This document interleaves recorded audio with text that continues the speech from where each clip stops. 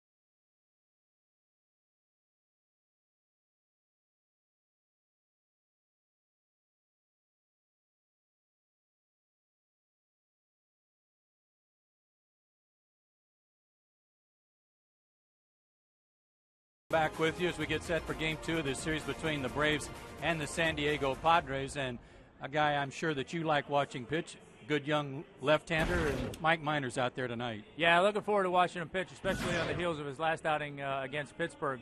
Threw the ball real well, 5 2/3 innings pitched, 7 hits, a bunch of strikeouts, and really looked like he was much more aggressive in the strike zone. I think for Mike, he went through his minor league career being a dominant strikeout pitcher, and I think he's starting to learn how to throw the ball in the strike zone and get contact. It's okay to get contact. You just have to have the confidence in knowing that if you make the pitch you want to make, they're not going to be able to do much with it. And I think he's starting to realize that and kind of get over that.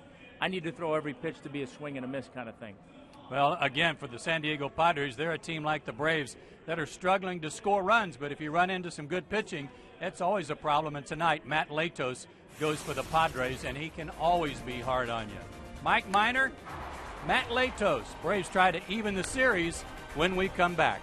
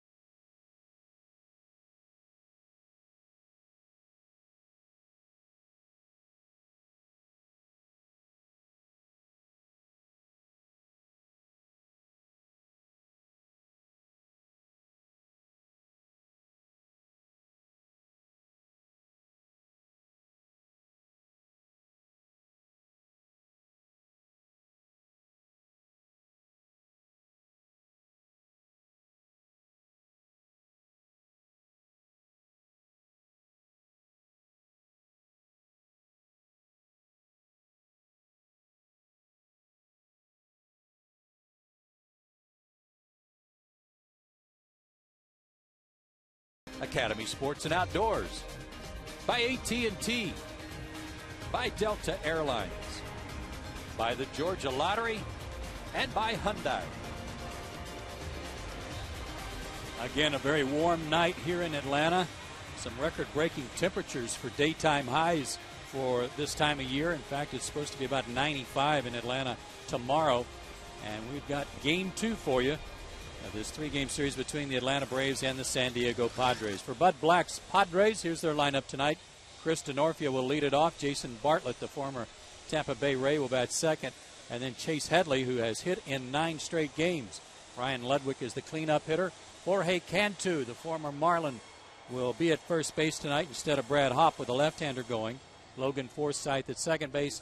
Blake T. Cody is in center field. Rob Johnson will do the catching, and the pitcher will be Matt Latos. These Padres have won 3 straight games.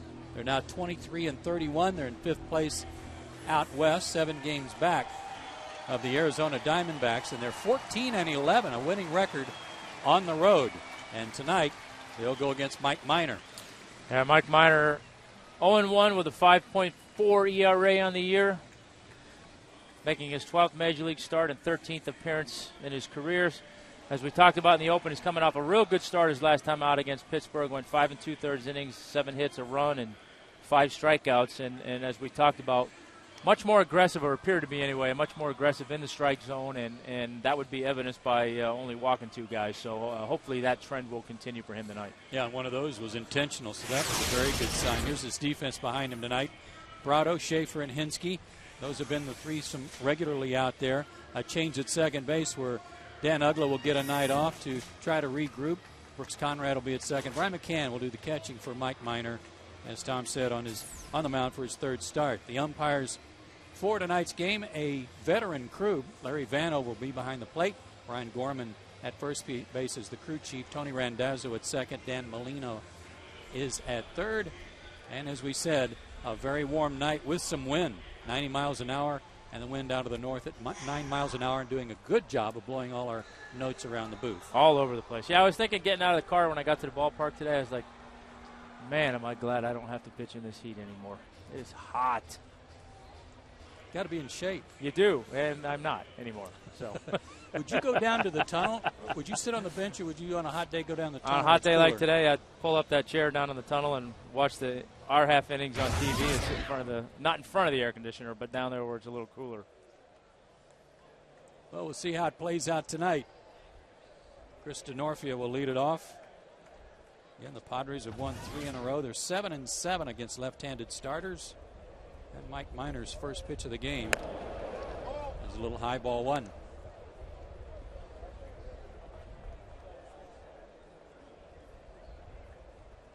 Chipper in at third base a little bit in case DeNorfia tries to bunt.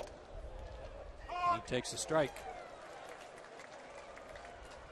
But DeNorfia has really picked it up in the month of May, hitting .302 in the month of May this season, so he's gotten things going a little bit. Right back through the middle, base hit. Solid single for DeNorfia, so he's going to finish May on a good note too, with at least one hit. Right back to that fastball, and the first one was up a little bit. That one was down a touch, but still a little bit more up in the zone than Mike wanted, and DeNorfia did what you're always told to do. Hit it right back where it came from. And he will run some. Has 4 stolen bases. This Padres team doesn't lead the league in anything except stolen bases. And they lead the major leagues in that category. And they are 21 out of 25 this month. Well, for a team that's struggling offensively as well, that's one way to try and give yourself a few more opportunities.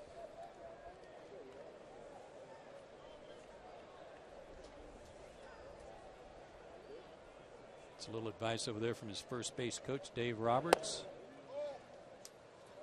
As Jason Bartlett stands in and takes ball one. Bartlett did not play yesterday, hitting .253, a homer, 17 RBIs. He's hit in 15 of his last 19 games. 1-1. You see Minor going with the quick step, no leg kick on his throws to first, and then trying to go with the slide step, getting the ball to Mack at home to try and give him an opportunity to throw those guys out if they do try to steal. A little adjustment I think he's made in his game. Yeah, I hope the fact that he's left-handed will slow him down a little bit. Another quick move to the plate, and that's ripped foul. Third base side, and the man brought a glove for no apparent reason. Should have had it on that one. Should have had it on his chin. It looked like.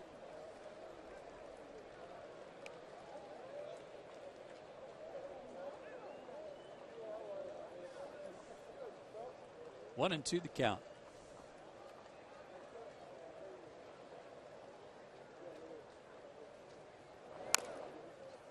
Still alive. Took a little off there. Mike had a good spring.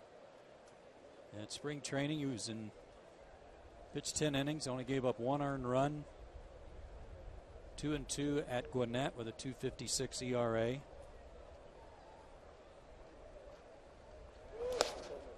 Nice stop by McCann, 2-2. Yeah, and to Mike's credit too, he had a good spring, was on the cusp of making the team. Really was going to go either way up until the last week of spring training when they decided on Brandon Beachy. And you always worry about a guy, particularly a young guy, but getting that close and then going back to the minor leagues and kind of pouting a little bit and not doing what he needed to do. But clearly by Mike's minor league numbers, he went down there with the right attitude and went down there to try and get better and hopefully get another opportunity, and here he is.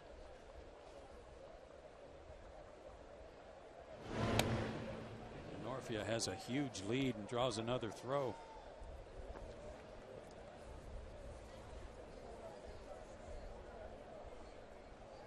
Four stolen bases, 3 times caught stealing. to third. Chipper gets it in between Hop, but gets the lead runner. Can they get two? Oh, yeah. Nice turn by Brooks Conrad. 5-4-3 on the double play. And not an easy one. It was not an easy play. Like I said, Chipper got kind of caught a little bit in between. Wasn't sure to come get it or not, but picked it clean. Nice throw. Brooks with a nice turn and nice way defensively to start the game out. And that'll bring up the Padres' hottest hitter right now, and that's Chase Headley. 9 straight. His career high is 10 straight games. His average up to 269. And he's the subject of our Georgia lottery, hitting the jackpot. His last 7 road games even better. 391 mark.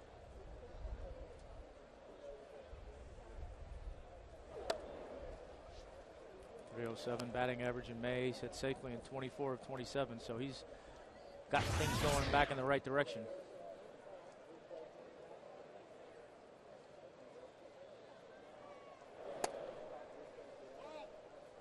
They've had to use or try some guys to find someone to hit in the third spot, taking the place of Adrian Gonzalez. Well, that's tough duty for anybody. Big shoes to fill right there. Yep. 3-1.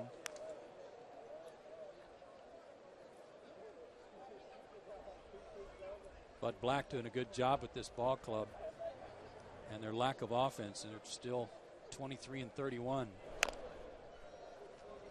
Full count. Well, they pitched really well, and I mean, Bud did an amazing job with these guys last year. I mean, they were in it to the last weekend of the season, and I don't think anybody coming out of spring training thought they'd win 70 games, let alone be in the thick of things the last week of the season. So he's done a nice job with these guys. Yeah, it came down to the Braves and the Padres for the wild card. Again to third. Chipper charges to smother the Hop. Nice play. And a good inning for Mike Minor. Only 15 pitches. And we go to the bottom of the first. Braves coming to bat.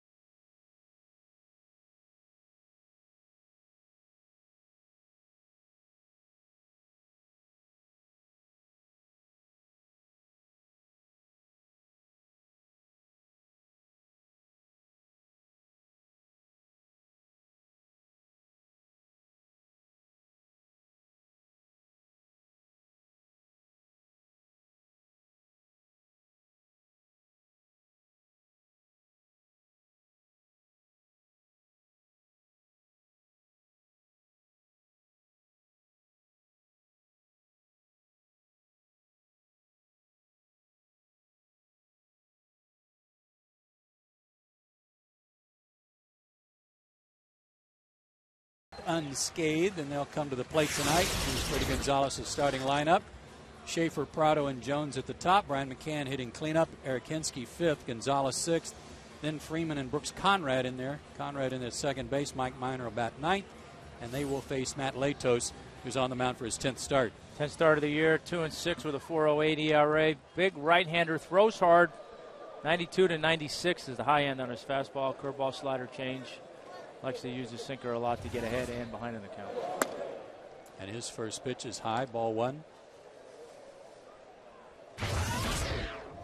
Yeah, 6'6", 225 from the Miami, Florida area, Coconut Creek, Florida.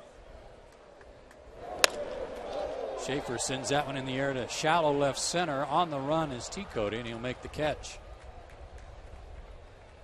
And the rest of the defense for the Padres tonight. Flanking T. Cody will be Ludwig in left and DeNorfia in right. Headley, Bartlett, Forsythe, and Jorge Cantu. At first base, Rob Johnson will do the catching. Latos was a highly touted prospect out of high school, but he dropped to the 11th round back in 2006 because of concerns teams had about his attitude. That'll do it. That'll drop a lot of guys down in the draft. He obviously has the stuff. You bet. Martin Prado steps in. Martin's hit in 19 straight games at home. One shy of the record, right? By his teammate? So. By his teammate, third baseman? 1-5. 1 for 5 yesterday, and a one-hop shot smothered by Forsythe. Nice play. To rob Martin of a hit there. Pitchers always like to see this at any point in the game, but especially early in the game when you're trying to get settled in, you make a mistake and your infielder lays out and makes a nice backhanded diving play to save the base hit. It's always good to face Chipper with 2 outs and nobody on. Forsythe out of the University of Arkansas. Here's Chipper. 0 for 1 as a pinch hitter yesterday. Takes a strike. And on our Sunshine House leaderboard, All-Star voting announced as of May 31st. And Chipper second at his position. Behind Polanco, the Phillies. Brian McCann also second behind Buster Posey.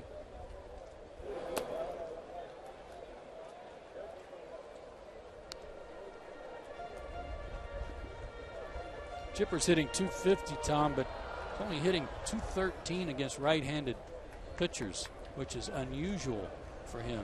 Yeah, we've talked about that a lot in our broadcast, the difference, the spread between right-handed and left-handed. And, I think everybody considers Chipper a better left-handed hitter probably because of the power numbers, but he still has hit for a much better average than .250, so.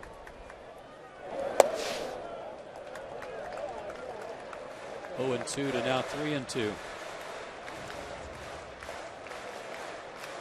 And just 2 for 12 in his career against Latos, whose last start was a beauty against the Cardinals. 8 innings of 6-hit baseball, gave up only 1 run, no walks, 7 strikeouts. Chipper lays off a good sinker, draws a walk.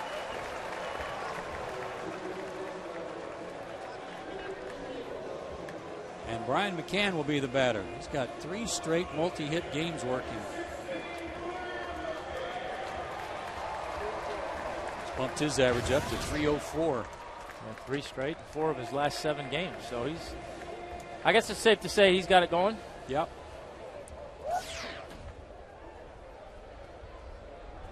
Six homers, 29 driven in. Not a moment too soon with Jason Hayward being out of the lineup. Takes a strike at 92. That's pretty good work. Yeah, I'd say so. What do you hit? I think right around 692. Yeah, 700, somewhere around there.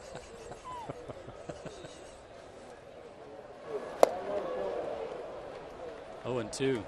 There's that 12-6 curveball that he'll mix in there from time to time. He uses it sometimes to get ahead in the count. Likes the backdoor in the middle of the count sometimes as well, and also likes to throw that hard power slider to the left-handed hitters in these situations to that back foot.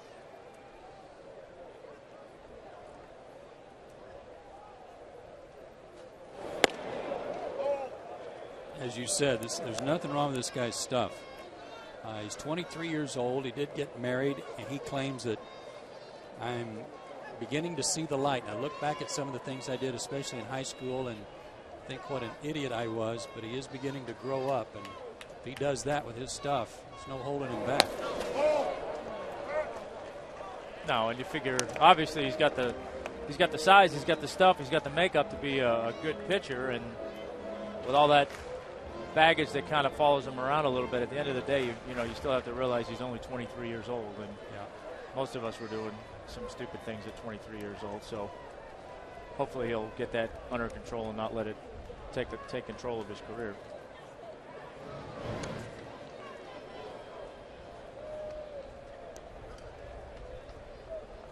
Although I didn't do anything stupid when I was trying. I was just going to ask I you was what a those model things citizen. were. I was a model citizen. Okay.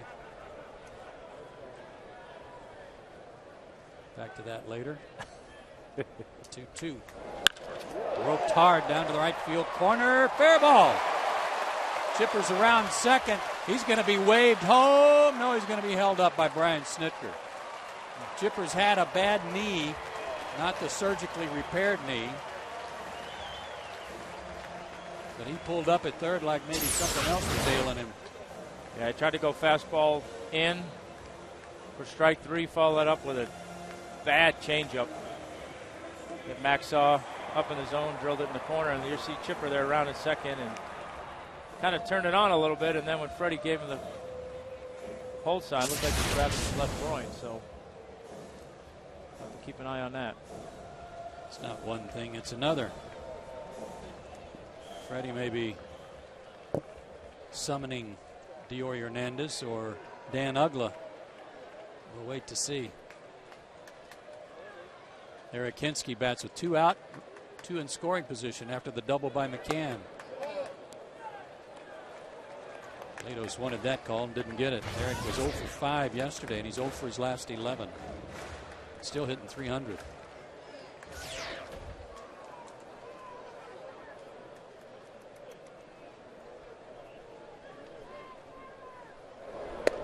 Another curve, and that one's a strike. A good time for him to break out of that 0 for 11 slump. Nice little bleeder somewhere. Yeah, give right. Minor a couple to work with.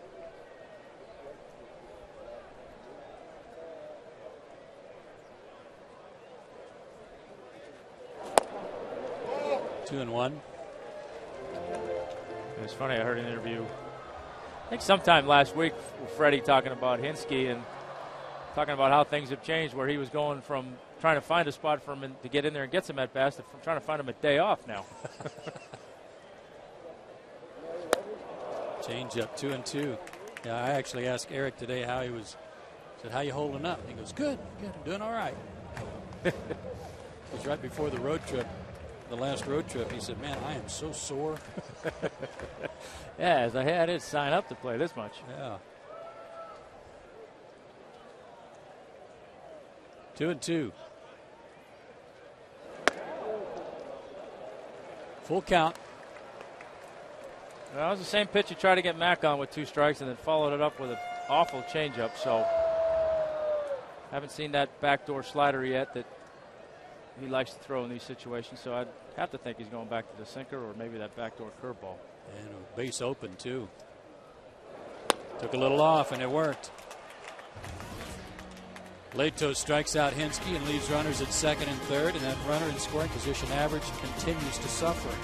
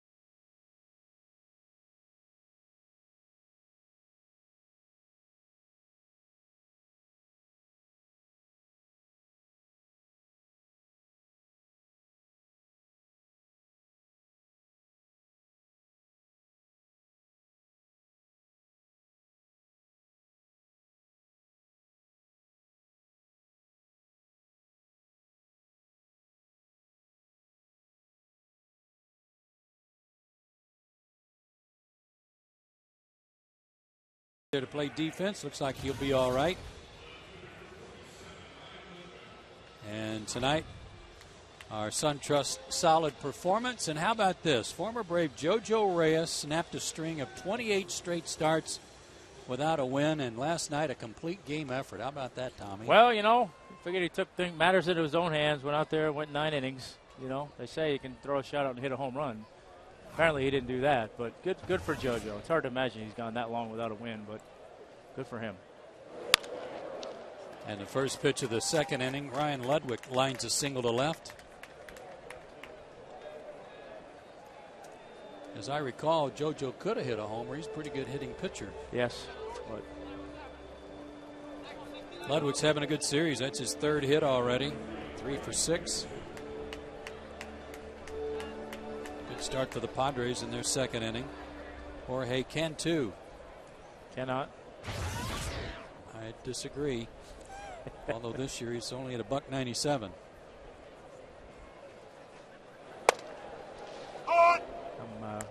I'm only guessing here, but based on his career, I think that number is not going to stay there very long.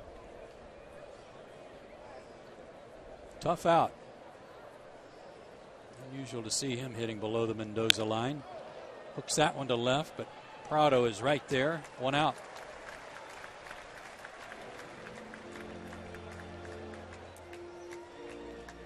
And here's Logan Forsythe, who made that good play on Prado in the bottom of the first inning that proved profitable since Chipper walked and then McCann doubled.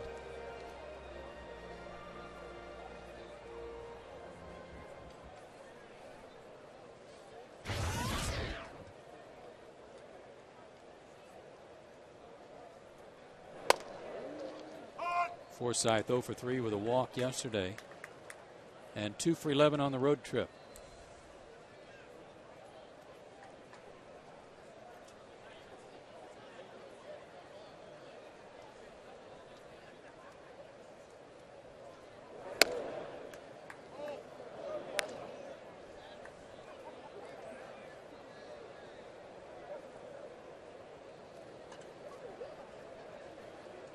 Braves and the Padres have split the 4 games they've played against one another so far on the year. That's going to be out of play. San Diego is 4-7 against the National League East, and the Braves are 6-7 against the West. How about the National League West with Arizona leading out there now? Yeah. 7-game winning streak. Man. 9 out of 10.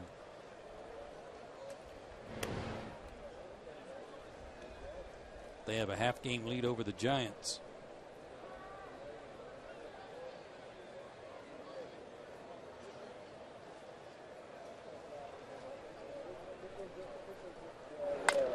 Off the thumbs, tough play for Conrad. But a flip in time to get Forsythe. 2 down. Ludwig winds up at second. He'll be there for Brandon T. Cody. Here's a look at the National League West. Well, San Francisco, you got to figure is in a little bit of trouble out there now with 2 of their key players going down offensively. They're going to have the pitching that's going to keep them in it, but Colorado's been a little bit up and down all year long. Same with the Dodgers, so I mean it's wide open. I heard a scout say tonight that if you look at those 2 teams at the top of that division, as T. Cody takes outside, he was 1 for 3 yesterday, is that Arizona has a very young lineup. The Giants have a very veteran, if not old, lineup, and that through the course of the summer that may really work to Arizona's advantage. Yeah, that's that age-old argument. Would you rather have youth or experience? And, you know, if you can get talented youth, I'll take it. Yep.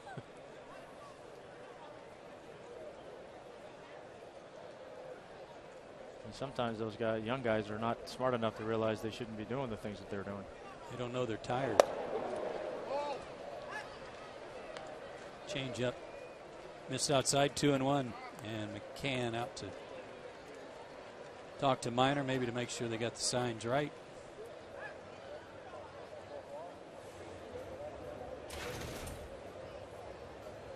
Mike, 23 years old, 6'4", 205 pounds, out of Chapel Hill, Tennessee. Lives now in Nashville. Was the Braves' first-round pick in 2009 and the 7th pick overall in the draft out of Vanderbilt.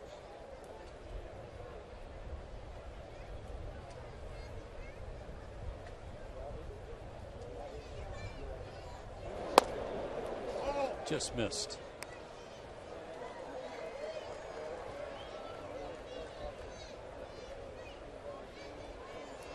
Now he's got an open base right here, but behind the count with lefty on lefty. I'd like to see him be aggressive right here and try and take advantage of this. He was, and it's 3-2.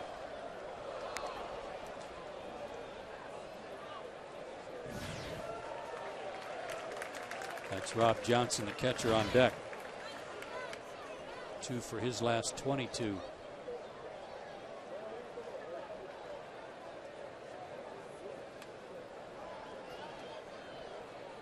Full count to T. Cody. That's off his foot.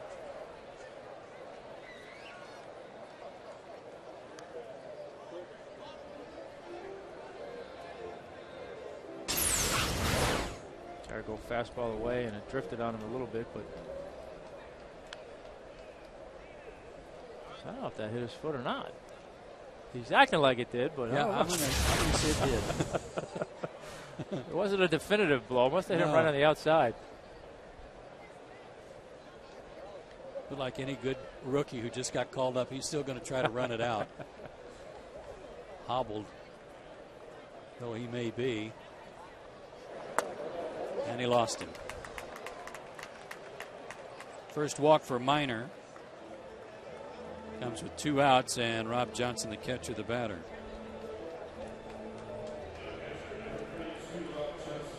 Well, this is where you got to be careful if you're Mike. You just walk the guy. You've got a hitter up now with a runner in scoring position, and they tend to be more aggressive, and you don't want to play off of the last mistake you made by walking a guy and just throw a strike for the sake of throwing a strike. You still got to make a good pitch.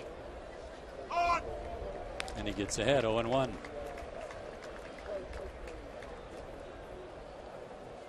First pitch change up. It's a good pitch right there. Good call by McCann, I'm guessing.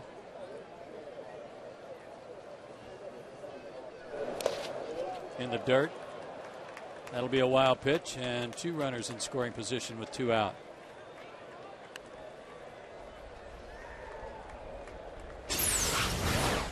Try to go to the breaking ball. Got a little bit too much on it. Kind of yanked it down into the right-handed batter's box, and Mac didn't have much chance on that. Now, same thing here. For him, emotionally, mentally, he's got to let that pitch go and still know that if that pitch should come up and it's the right pitch again somewhere during this sequence, he can't be afraid to throw it based on throwing the wild pitch right there. Right back to the mound. Should be an easy play, and it is. Nice job by Minor. He leaves a couple stranded. We go to the bottom of the second, scoreless.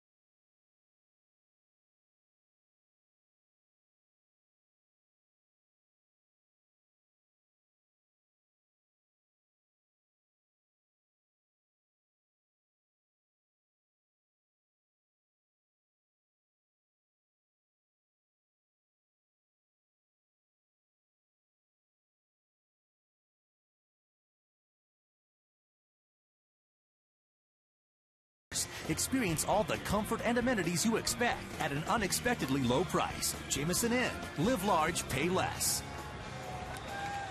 We go to the bottom half of the second inning and take a look at tonight's Jamieson Inn upcoming schedule.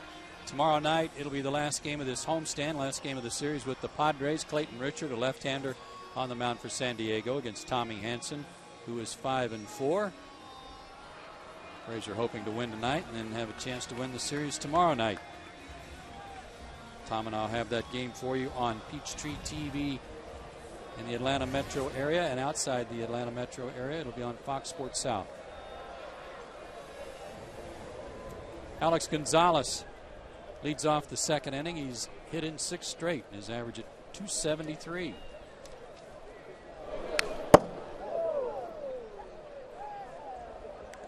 Big hack at that first fastball, 0-1.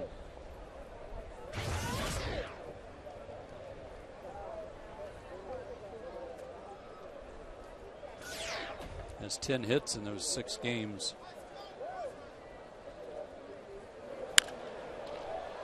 High in the air to center. T. Cody has plenty of room. And there's 1 out. Fans get great seats and a great deal to see the Braves take on the Padres tomorrow night with a Toyota 2 for $30 Wednesday ticket special. Save 38% off the regular ticket price. And to order, buy in advance at 1-800-745-3000 or online at braves.com/ticket specials. And those seats are outstanding.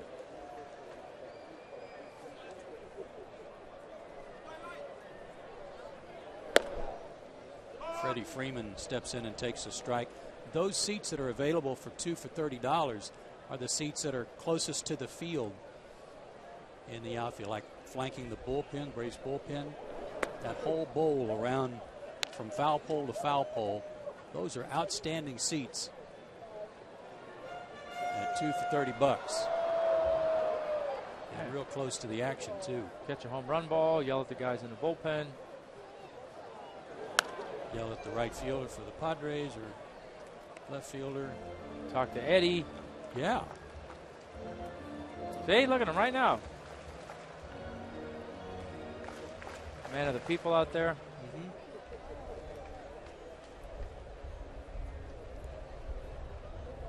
One and 2 to Freeman.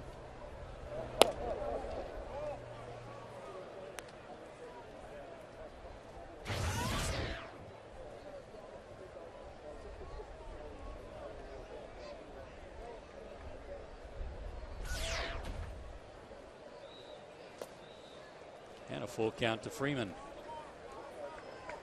Freddie was 2 for 4 yesterday and having a good homestand, 5 for 15 with a homer.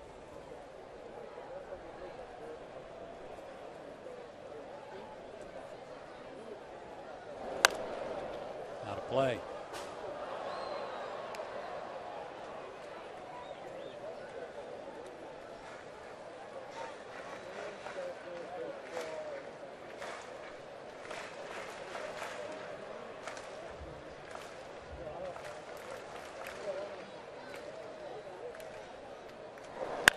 Hard hit, but again, right at Forsythe. Tough luck there, 2 down.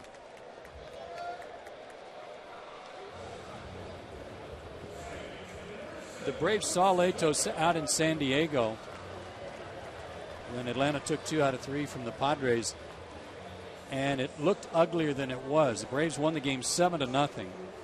He went 5 innings and gave up 7 hits and 6 runs, but of the 6 runs, only 1 was earned. Walked 1, struck out 5.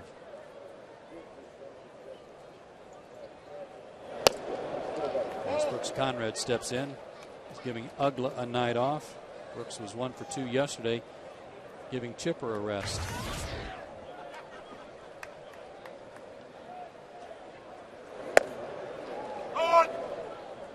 One and 1. He's going to get his opportunities like that. You know, that's one of the things the managers always try to do with their bench guys is get them an opportunity to start here and there. And for Brooks on back-to-back nights, I'm sure he's welcomed the opportunity. Didn't go. 2 and 1.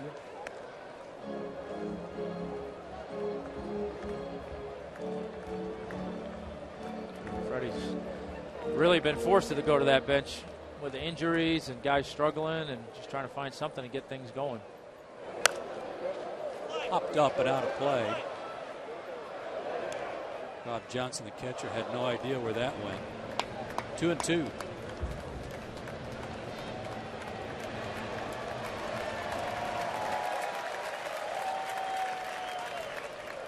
Let a man catch it? Caught it on the bar, just retrieved it off the ground. I think he did. Attaboy. Still counts.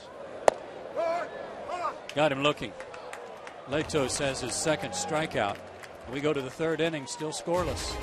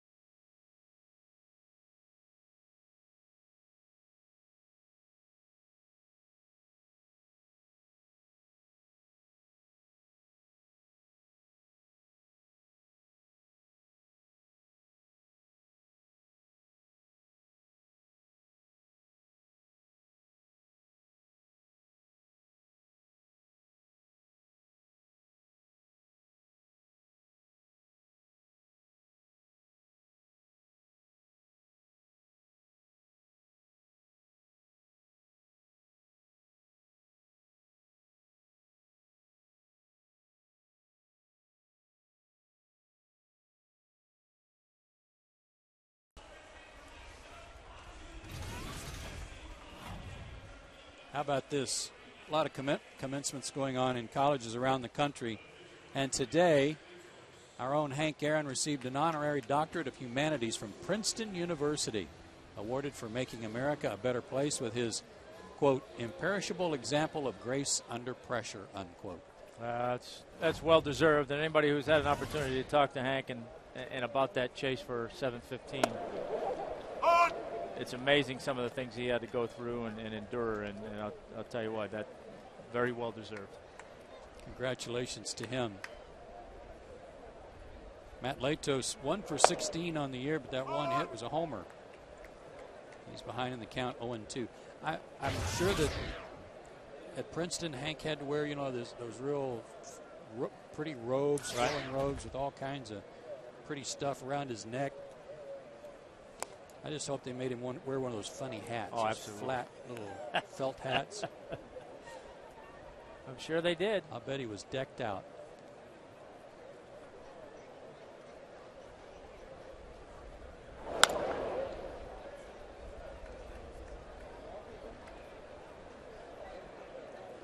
Still 1-2 to Latos, who will be followed by Chris DeNorfia and Jason Bartlett.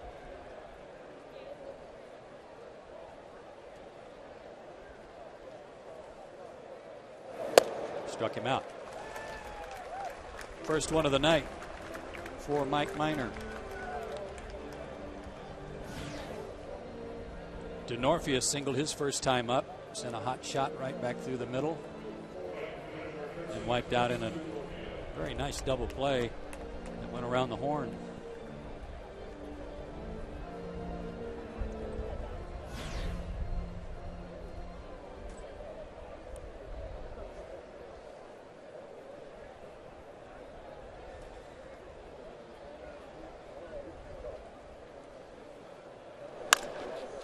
First pitch swinging, 2-hopper to Alex, 2 out.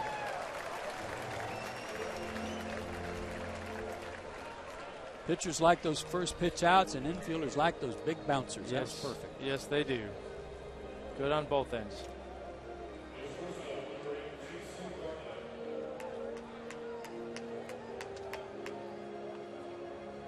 Jason Bartlett had a good at bat in the first inning before hitting into that 5-4-3 double play. He is 2 for 13 on this road trip.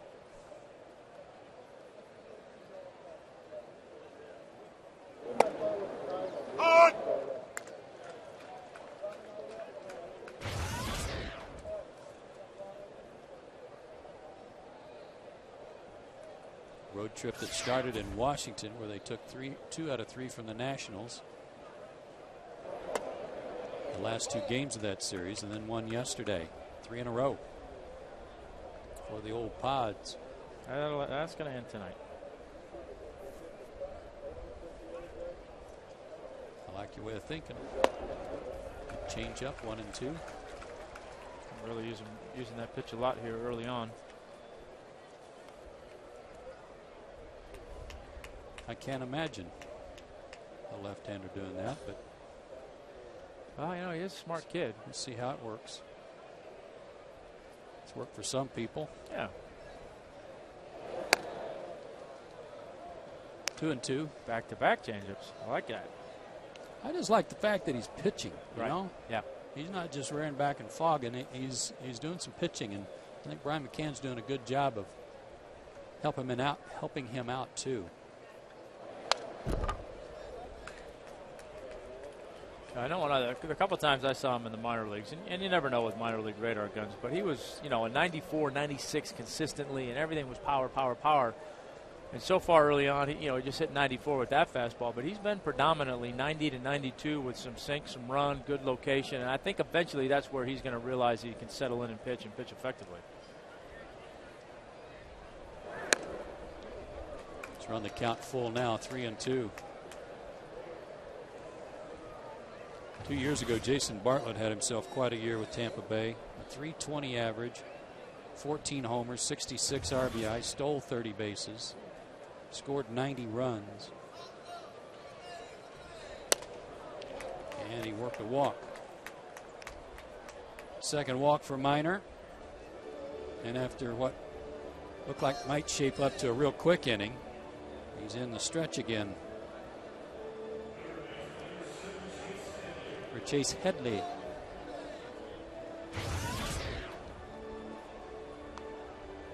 Looking to extend a 9-game hitting streak.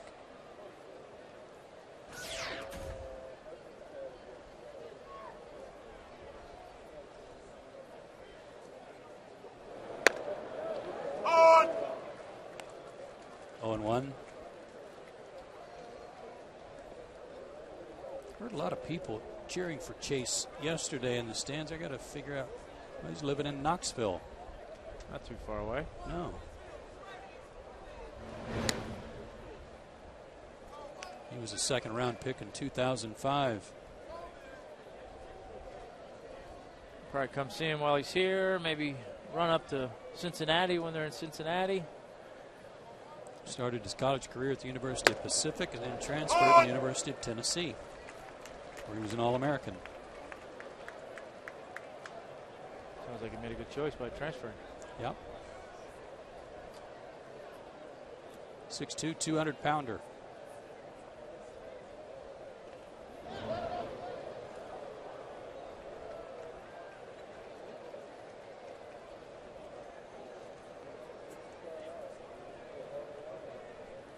This guy likes to run too.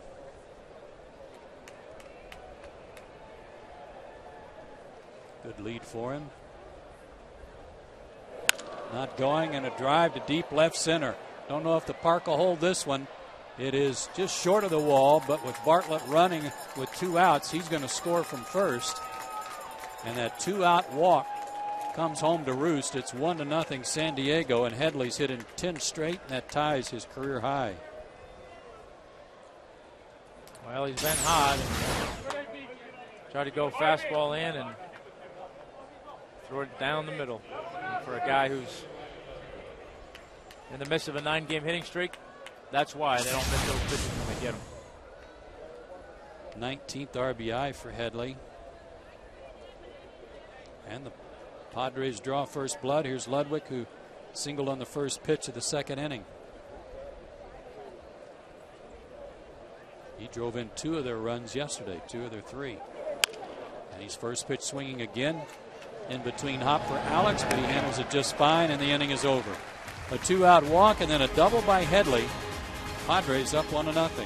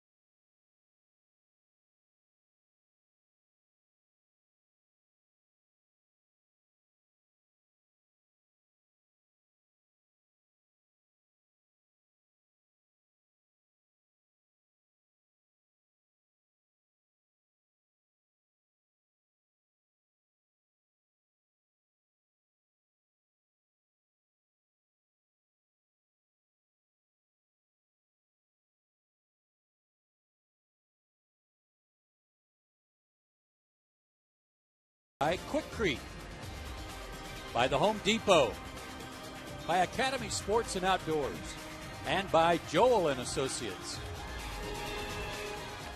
1-0 San Diego, bottom half of the 3rd inning. Mike Minor will lead off for Atlanta. Minor, Schaefer, and Prado due up on a hot, albeit breezy night here at Turner Field. Joe and Tom with you, and glad you're with us tonight. Game 2 of this 3-game series.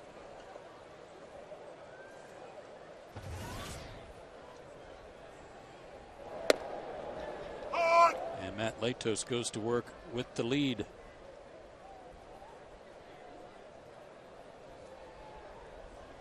This guy was 0-4 in April. That's no big surprise.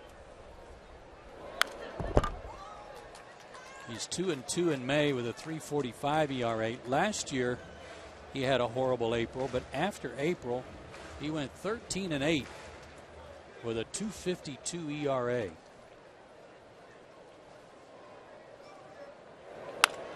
Oh, a little soft line drive on an 0-2 count, base hit for Mike Minor.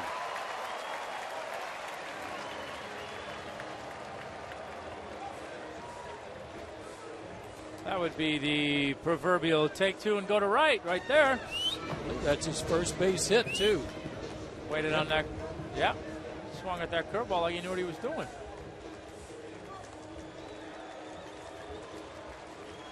First of many. Curveball down and away that just kind of kept the hands back on it and served it into right field beautifully.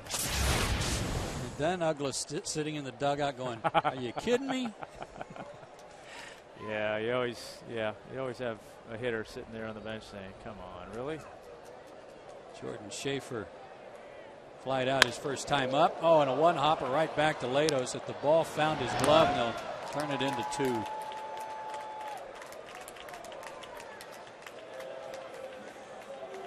Ball found glove. Yeah, that's why you try to finish in a good position as a pitcher. And like I said, I don't know if he caught that or it caught him, but in any event, he was in good position to receive it, made a good throw and a good turn. A little bit of bad luck for Jordan right there.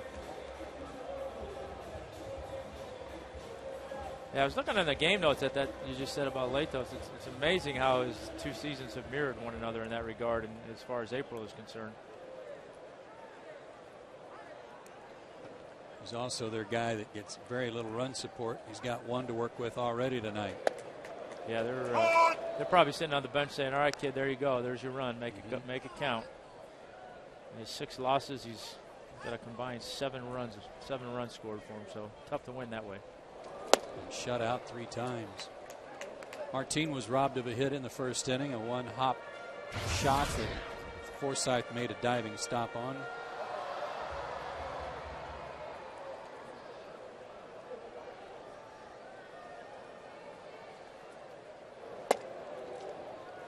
One and two. I see why they like him. I mean, he's got good velocity. He's got a really good curveball.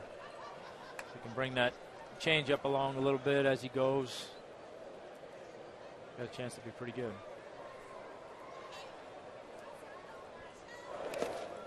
I really like him. I liked him when I first saw him when they first brought him up at the end of '09. Just because here's a big, strong, raw-boned guy who can throw hard and has a good curveball. I figured he'll learn how to pitch some, and everybody knew about his streaks of immaturity. But you figure he'd probably grow out of that too. I hoped he would. Yeah, you hoped he would. I mean, he's kind of that good old-fashioned country hardball. Just big kid, throws hard, big hook. This is his 4th 3-2 count of the night, or 3-ball count of the night already. And after being ahead 0-2, he loses Prado. That'll get Chipper to the plate. Well, let's see if the Braves can make a 2-out walk count. That's what happened to the Padres, and that's why Bud Black's got his hat off. 2-out walk to Bartlett in the top of the inning, followed by a double by Headley.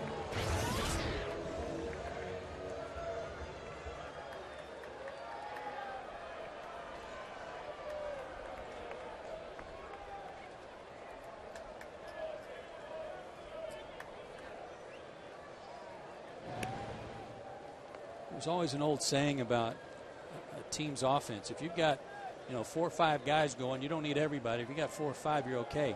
Well, right now for the Braves offense, if they had 3 get hot, I was gonna say 2 or 3, yeah, they'd be tickled to death.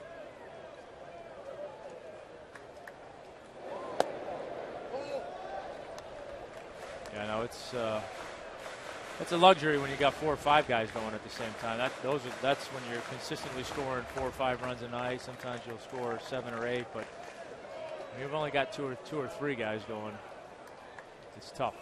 And right now, that's about where the Braves are. Martin and Mack. The rest of the guys have kind of been. Yeah, Hinsky was. Hinsky's cooled off a little bit. Gonzo's hit in 6 straight. Chipper had it going for a while. Now he's kind of struggling through a little bit of a streak here too. So it's tough when you've got that balance that you're trying to find. And he's fallen behind Jones 2-0 after walking him in the first. Braves had 2nd and 3rd and 2 out after Chipper walked in the first inning. McCann doubled into the right field corner, but Hinsky struck out. And Johnson out to talk to his pitcher after Latos missed with 6 straight.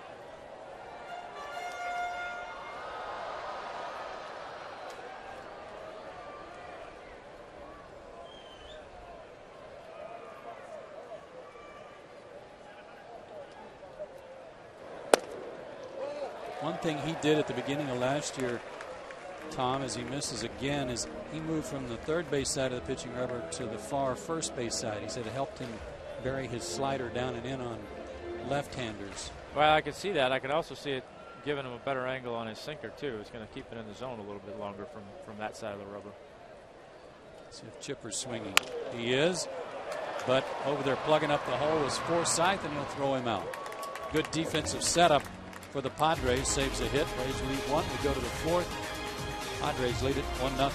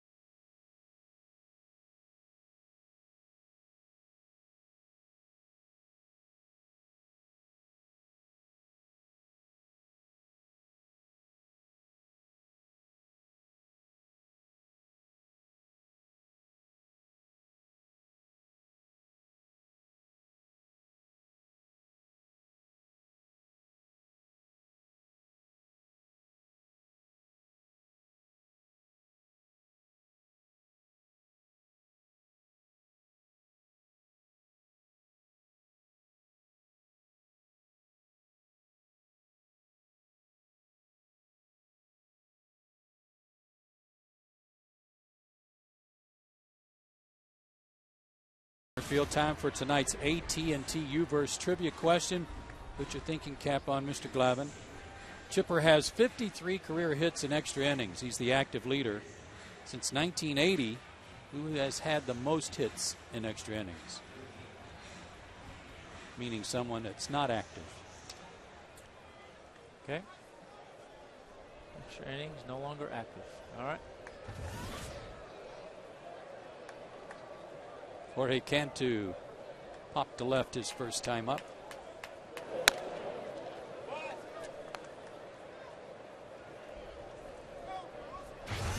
Gretchen doing the question tonight? That would be Paul. Looks like Paul had to dig deep tonight. I don't know. I mean, with the Padres in town, my first guess would be Tony Gwynn. But I like that. Seems too obvious, as always. But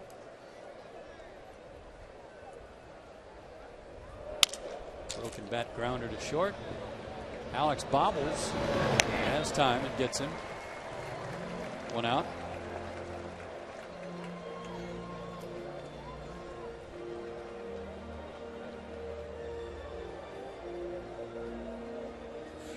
Washington's jumped on Philadelphia tonight. 5-0 after 3 innings. Jumped on Cliff Lee. Jason Marquis looking for his 6th win tonight for the Nats. Is it me or is Cliff Lee either throwing a shot out and punching out 12 or just getting his brains beaten? There's been no in between. 4 1/3 or 8 2/3. Coming into play tonight, the NL East has Philadelphia at the top by 3 over Florida, 4.5 over the Braves.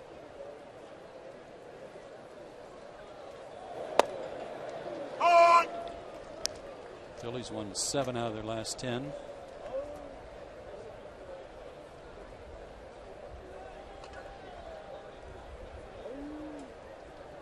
I think that last pitch is what Mike's going to have to do a little bit more here the second time through the lineup.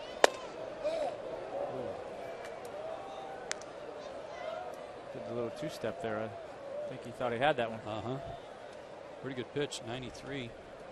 Just missed. 1-2. Forsythe grounded out his first time. It lines this one toward the gap in right center. Schaefer over to cut it off and hold him to a single, but a loud single from Forsythe.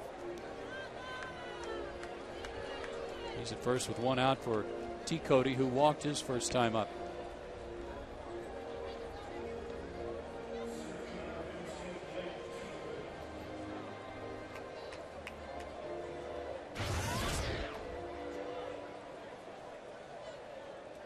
And T for 2 being played by the stadium organist. Well done.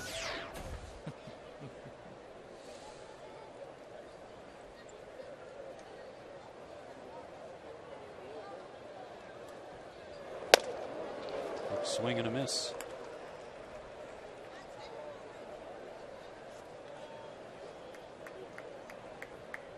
The only inning that Miners only faced 3 batters was the first. That was thanks to a double play. He did give up a single to DeNorfia leading off the ball game, but he's been in the stretch a lot. 0-2.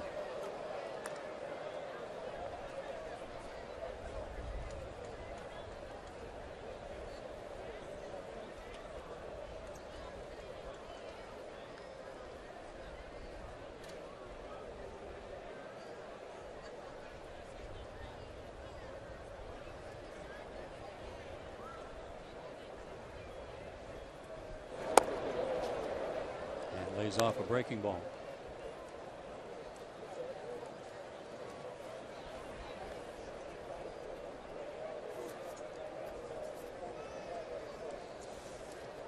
Forsythe does not have a stolen base, but he just got called up from Tucson. That's foul.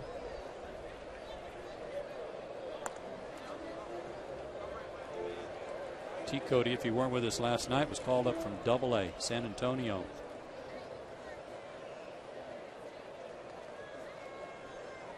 See a little bit more of that nowadays.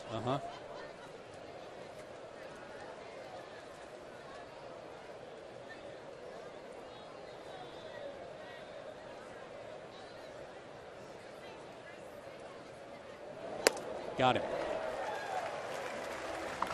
Second strikeout for Mike Minor, and Johnson do the batter with 2 out. Following that last slider that was fouled off, came back with the hard fastball away. A little bit too much to catch up with, and that's an area that, you know, I know the numbers are a little bit skewed because Mike hasn't faced too many left-handed hitters, but right now lefties are hitting 625 off of him, and that's certainly something that he's going to want to get under control. And how is he going to do that? Well, you know, it's tough because, again, I think sometimes those numbers are a little bit disproportionate because you don't have. Haven't seen that many. It's only 5. You know, guys are 5 for 8 off him, which obviously is not good. But I think it's going to be twofold. He's going to have to get more confidence in that whatever off speed it is to get them away, but he's going to have to start pitching them inside a lot more. I know for me, early on in my career, I struggled against lefties too, and it wasn't until I made up my mind that I was going to start throwing my changeup to lefties that it turned around. Base hit for Johnson going the other way. Forsythe digging around second. He'll make it to third. They're on the corners with 2 out. As Johnson just served that one to right field.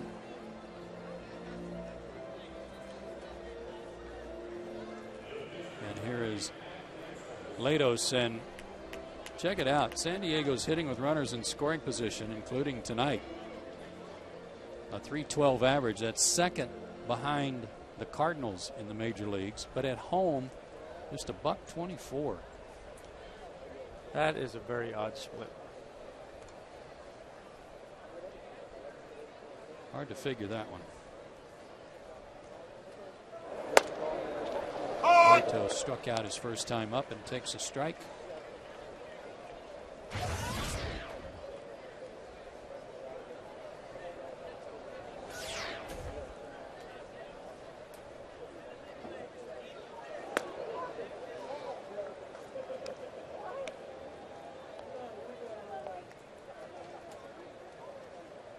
Actually need to correct that. Actually, their hit to drive in the run was with a runner at first base. He wasn't in scoring position when Headley hit the double and drove in Bartlett. Hopped up, should end the inning. Freeman has it, and the Padres leave a couple more. They've left 6 already through 4 innings.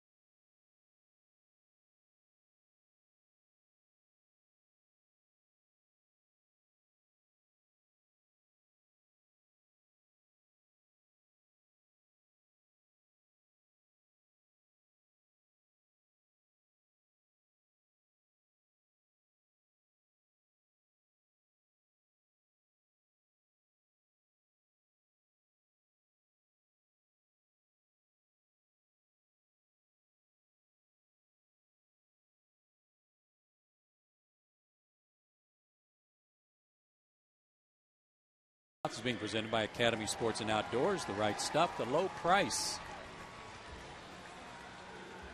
We go to the bottom of the 4th inning. Padres up 1-0. And a reminder, fans, take your dad to see the Braves against the Texas Rangers this Father's Day.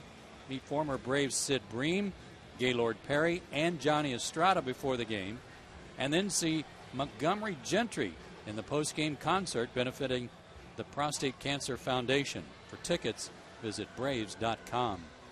Now that concert, I know you got a chance to stick around for. Love Montgomery Gentry.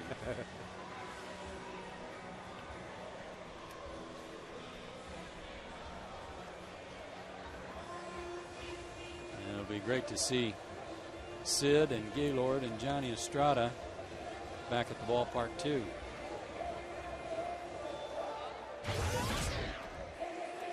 Brian McCann doubled his first time up. 4 for 6 in the series. He's 10 for 14 now in the homestand. And he's hit in 6 straight. Making his all-star push. You bet. Showed you some of that early voting that came out today. He is second in the National League catchers voting behind Buster Posey, who obviously will not play.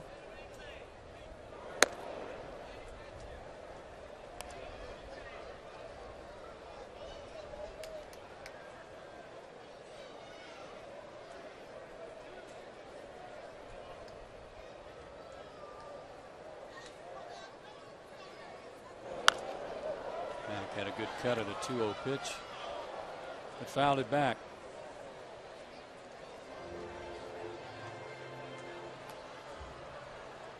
Watching Brian take batting practice today, Tom, there's some guys when they hit the ball in BP that doesn't even look like they hit the ball that hard, and they're still bouncing it off the wall or in the seats.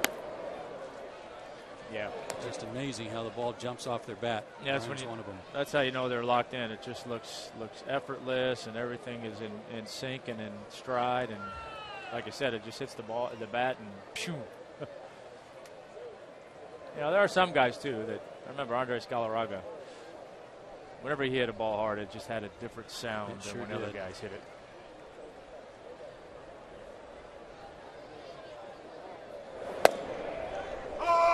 Strike 2. Good spot it looked like from Latos at 94.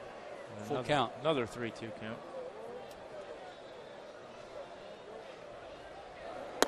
Walked him. Sometimes, Tommy, and it looked like it on that pitch, sometimes his mechanics aren't the same. He has a little bit of a pause sometimes. Watch this.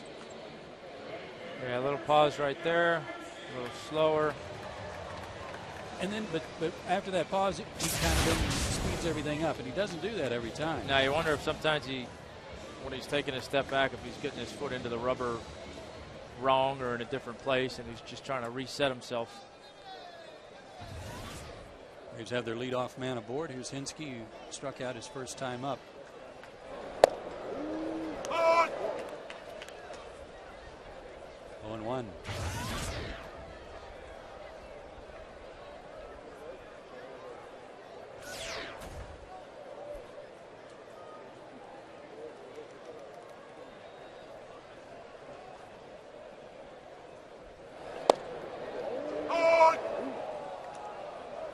Eric's average below 300 for the first time, I think, all season. 297.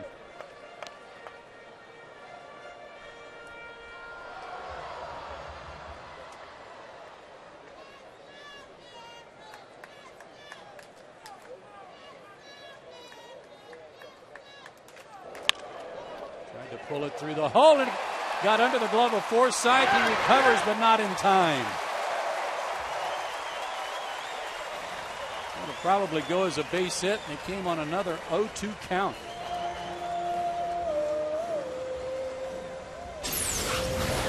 The 0-2 breaking ball, and Eric fooled a little bit, but kept his hands back, put it in play, and Forsythe got the glove on it, but wasn't able to get it in the glove, and we're still waiting on the official scoring.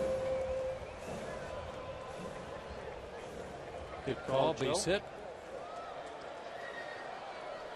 Third hit for Atlanta. And they're in business here in the fourth. Alex Gonzalez popped to center his first time. He's bunting and takes low.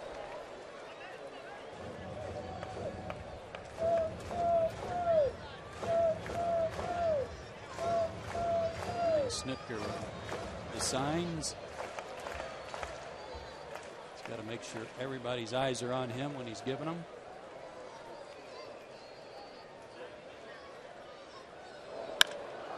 Swinging this time and popped it up. Bartlett out, and he'll make the catch. No infield fly rule there in the opinion of the umpire. Was not close enough to the infield. But the Braves gambled there and didn't pay off. Freddie Freeman lined out his first time up. Nice play by Forsythe.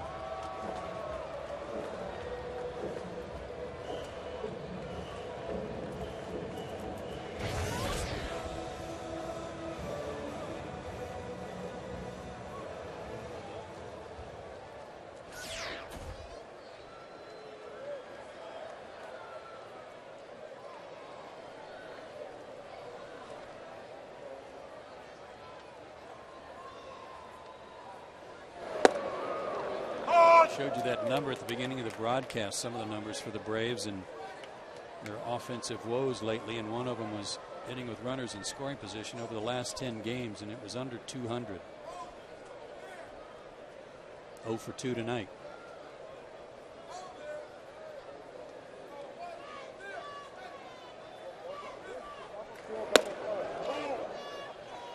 One and one. Well, that's the kind of thing too. Those little stats, those little situations like that. That's the kind of stuff that kind of permeates into the dugout down there, and you know you're struggling. You know you can't get guys, to get that key base hit, and it just after a while it starts to wear on you, and you hope that it doesn't get to that point, but sometimes when you're struggling for a prolonged period of time, it can get there. Chased a bad ball there, 1-2, and I think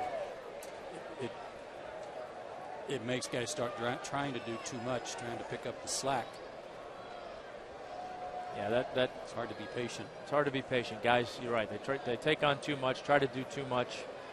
Much like when maybe you have some guys out of the lineup, and then guys try to pick up the slack, and they start trying to do things they're not capable of doing, and it just sets everything in motion to where guys are going to struggle.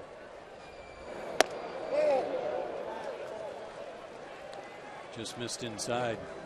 2-2. When you're behind in the count, you got a guy throwing 93, 94 in, just a little in off the plate. That's tough.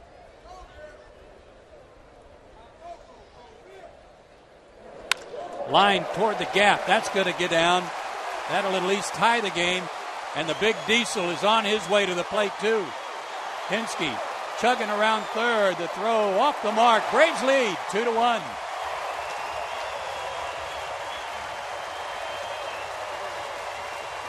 Freddie Freeman with a 2-run double. RBI 16 and 17. Well, he backed him off the plate with the fastball in before, tried to go back away and got it there, but got it up a little bit, and that's Freddie Freeman's happy zone right there. He gets a pitch up over the plate, and he can drive it into that gap. That's where he's pretty much made his mark through the minor leagues, and I think will continue to make his mark here in the big leagues the more he does that. Couldn't agree more. Love to see him go to the gap. His 11th double. Still only one out for Brooks Conrad. Took a called third strike his first time up. Big curve for a strike.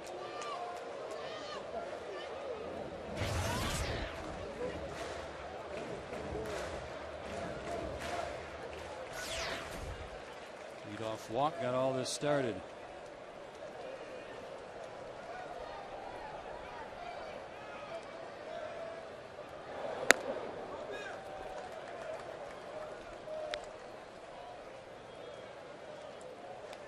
Eric's trying to tell everybody how it all came about, but he can't talk right now. It's kind of like, I got to, and then I got around second, and then I saw Brian, and hold on, I need a drink.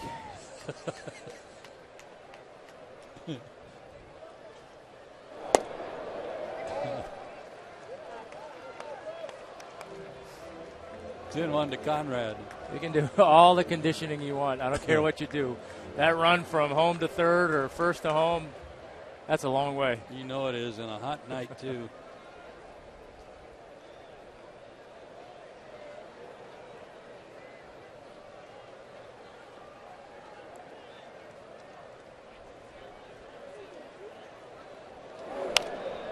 Out of play, 2-2.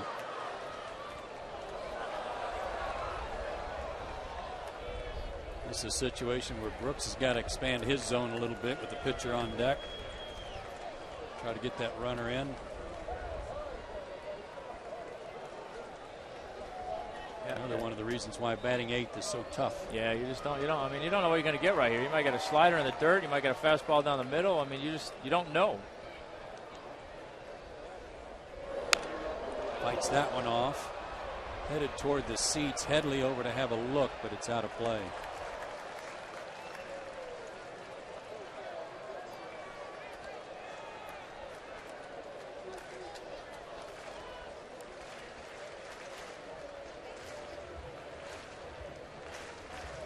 Johnson out to talk to Latos.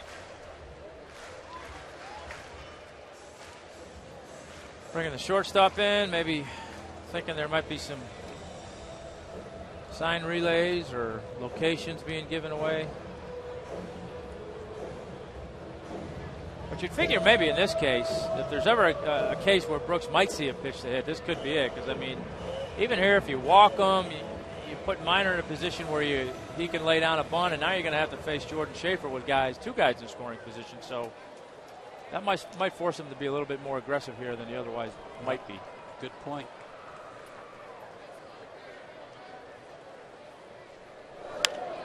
Got a fastball and popped it up. Forsythe calls off Cantu and makes the catch in fair territory.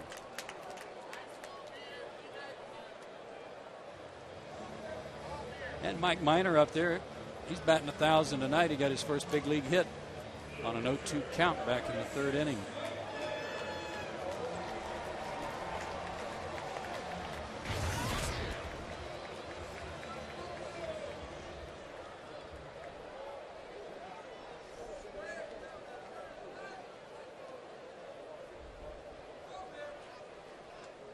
A walk, a single, and then a one-out double by Freeman has put the Braves on top. Don't think he's going to see a first pitch fastball here. And he did. But he did, and got a piece of it. Good for him. He was ready for it.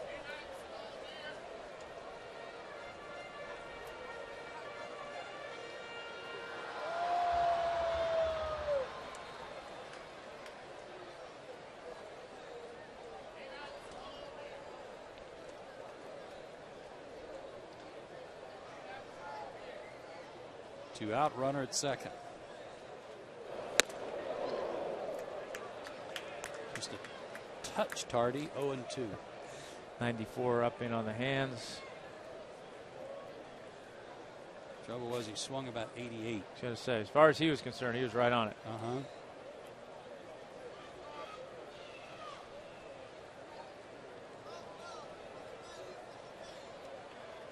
Well, the more hits he gets, the less cookies he's going to get up there at the plate. He's going to see more and more of those fastballs up and in and breaking balls.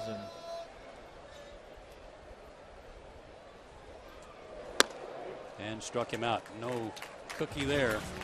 Braves get two on the double by Freddie Freeman.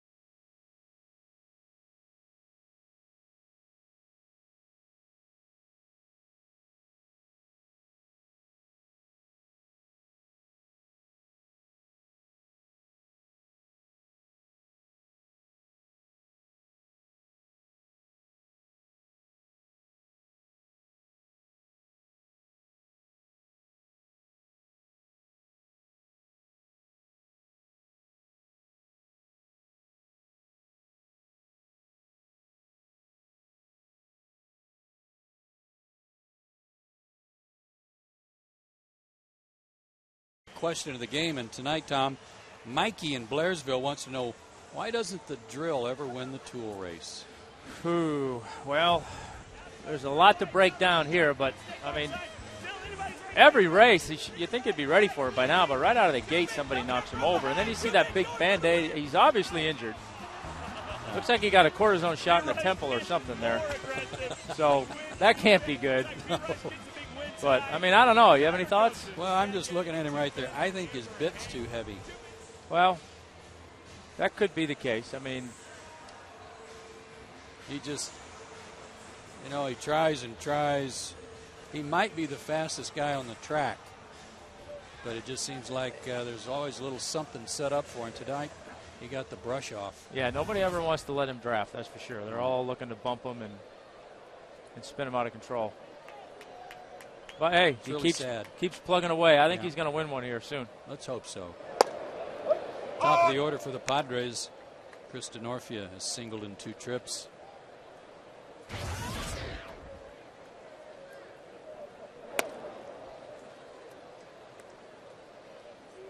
Cortisone shot to the temple.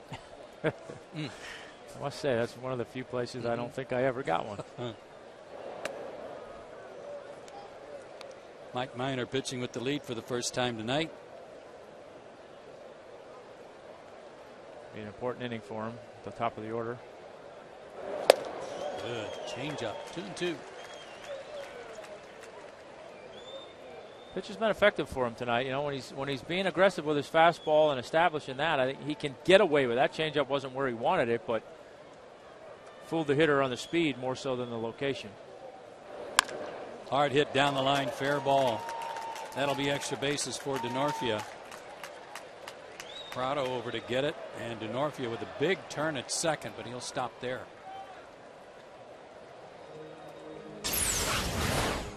Well, I talked about how he needs to go in a little bit more second time around, and I think that was the right pitch right there. He just didn't get it in enough, and I think that's the kind of thing that he's going to have to continue to implement more and more into his game, and not necessarily just a 2-strike pitch. You can go in there for strike 1 or in the middle of the count, not lock yourself into always going in there when you're ahead and maybe trying to sneak that strikeout pitch in there.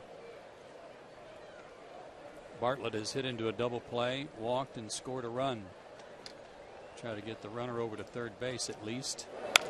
And he will. And may drive him in the process. Henske's charging. And because of the late start for DeNorfia, he'll only make it as far as third base. But a good job by Bartlett. They're on the corners with nobody out. And that pitch there was a good pitch. He got that pitch in. That was just a good piece of hitting right there. He pulled his hands in and got just enough of the barrel of the bat on the ball. It's kind of somewhere between the handle and the barrel.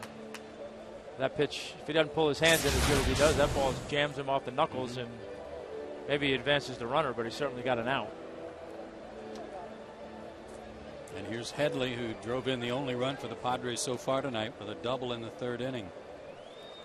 Grounded out in the first.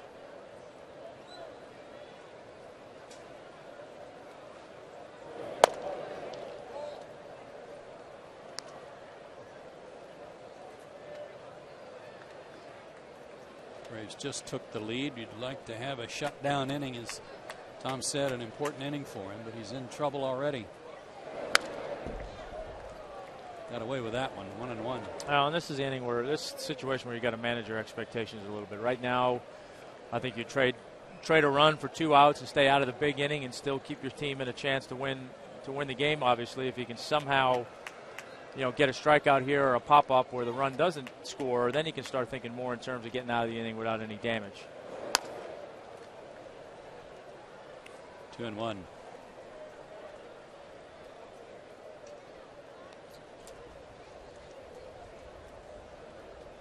Glenn Hoffman, the coach at third base, Trevor Hoffman's brother,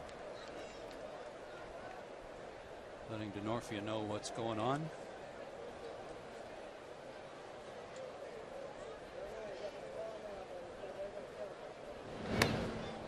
They've got Bruce Benedict's son Griffin as their bullpen catcher too, right? Yep.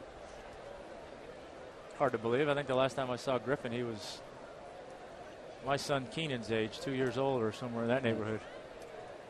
And Bruce was at the game last night. or yesterday afternoon.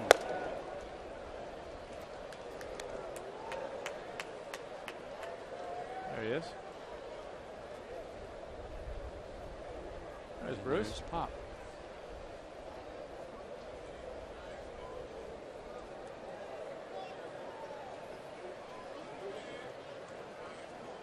Three and one the count.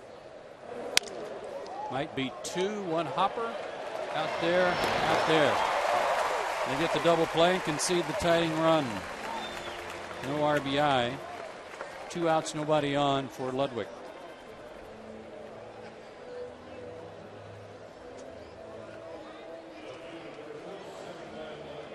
Second double play turned behind Minor.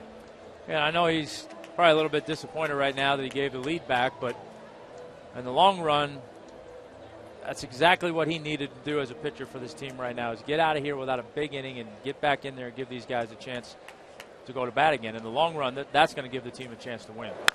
Ludwig, for the third straight at bat, swings at the first pitch, and he is 2 for 3. Now, let me ask you a question.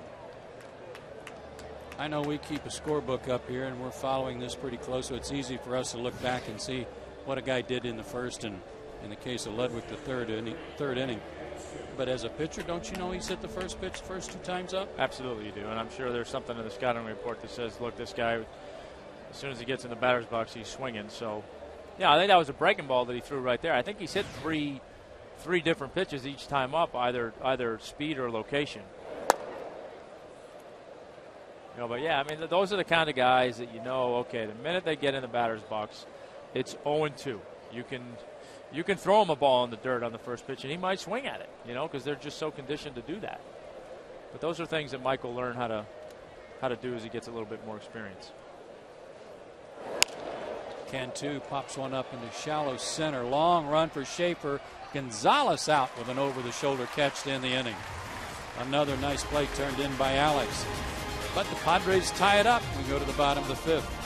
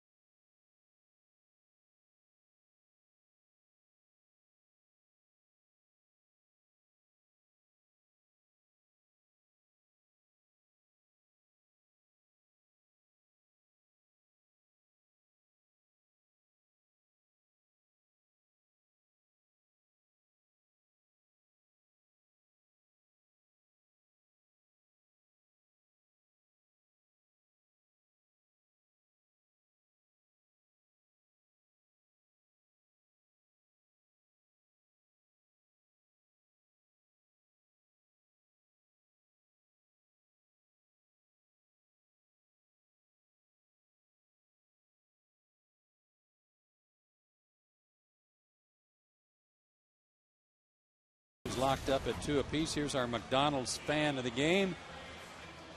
They went all out tonight. Shirts, face paint, got it all working.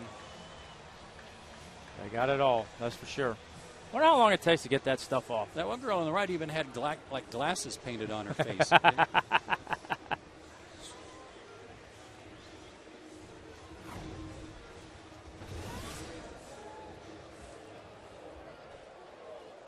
Top of the order for Atlanta.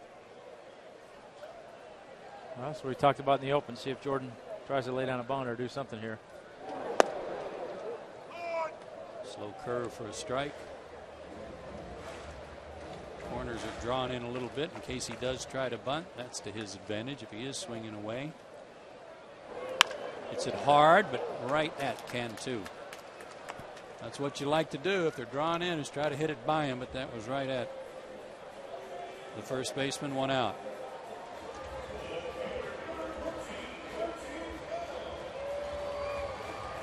Prado tonight has grounded out and walked. You know, he's been out there just about every inning too. And I asked him tonight before the game how he was doing, and he said, okay. He's not going to tell you otherwise either. He didn't say great. He didn't say I'm hurting. He said I'm okay. But you mentioned earlier, Tom, something about Freddie trying to find guys on the bench to give different people some days off. There are times where the only people that know are Freddie and the players, but we don't know that some of the guys have some aches and pains that are really bothering them and need a day off. Yeah, there's a lot more that goes on down there that goes into the decision of why guys are getting days off than we will ever know. And you know, to a lot of guys' credit, they'll go out there and play and try to play through things. Martin sends that one foul down the right field line. I remember when you were pitching with that cracked rib, you did it for a couple of starts before anybody had any idea that you were pitching with it. Yeah, I mean, that's just the kind of thing that I don't know. My mindset was always I didn't want the other team knowing there was anything remotely wrong with me that they might be able to take advantage of. And I think a lot of guys are the same way. They just want to get out there. Prado sends one in the air to left center. Might be hard to see, but T. Cody's got it. 2 out. You have to factor in with guys, you know.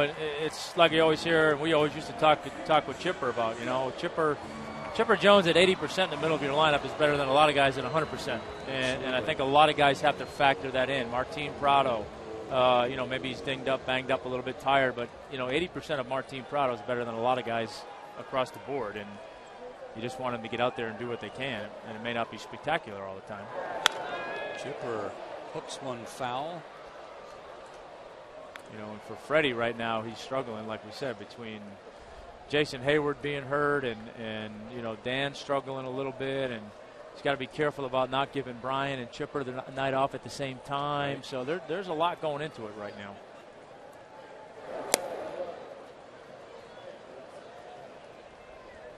You know, and even for Brian, I mean, this early in the year, I know he's caught however many games he's caught, but don't forget there's a lot of those games have been extra innings games, so he's logged a lot of innings already this year. 2-1 to Chipper, and likewise tonight, Mike Minor's given the Braves 5 good innings, giving up 2 runs. Be nice for him to give him at least 2 more, given how much the bullpen's been used with those extra inning games lately. Yeah, and I know he's thinking the same thing. He wants to get to the point where he's, you know, a minimum 6 inning, but certainly a 7 inning and beyond kind of guy that they can count on.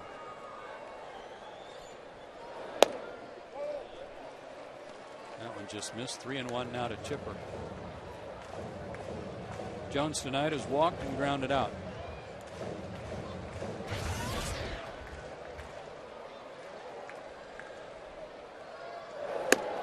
Big cut, but he came up empty. And grabbed his groin again.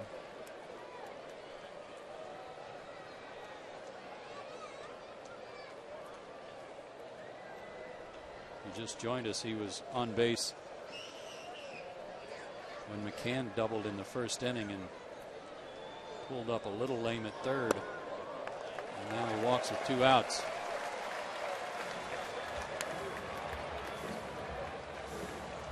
And he's a little gimpy going to first. But Black still has his hat on, but his pitching coach, Brian Price, is shaking his head no. Yeah, said, Bud, leave your hat on. I'll just shake my head on this one. 4th walk issued by Latos. His season high is 5. That came way back on April 21st. 3 of the 4 have been with 2 outs.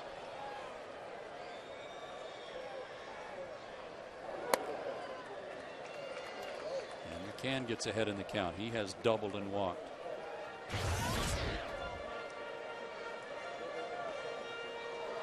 His average up to 308.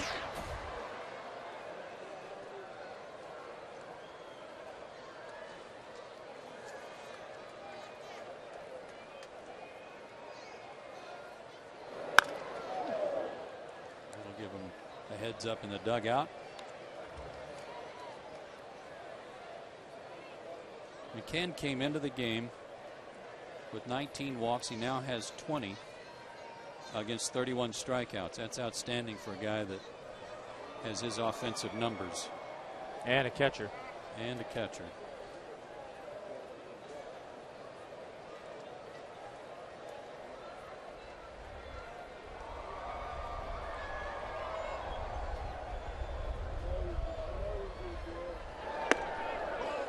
Tied him up, but he didn't go. 2-1.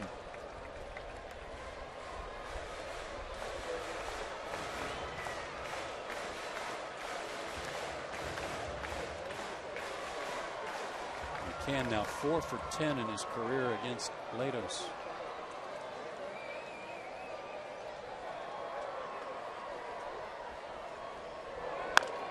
Took a little off. Again into the dugout.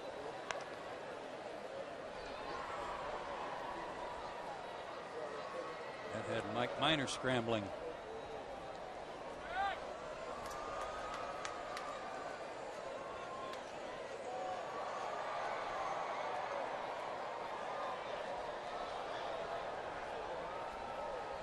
Two and two the count.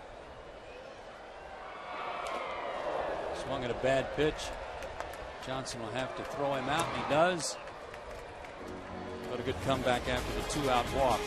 Strikeout number 4 for Latos. We go to the 6th.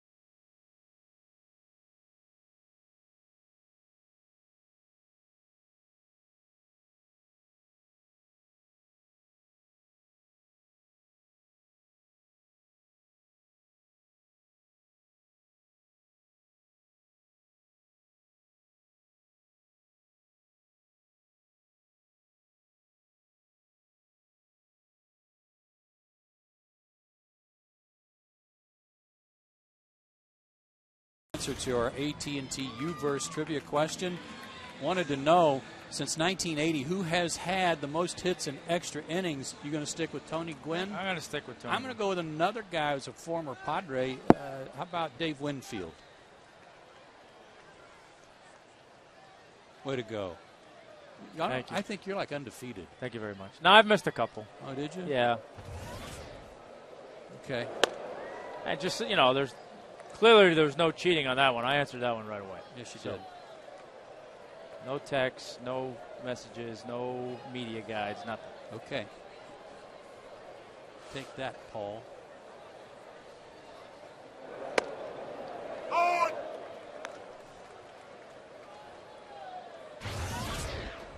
Forsythe has singled in 2 trips.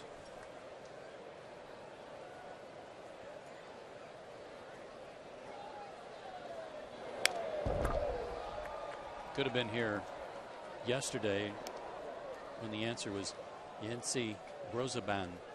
I wouldn't have got that, no matter what the question was. Yeah.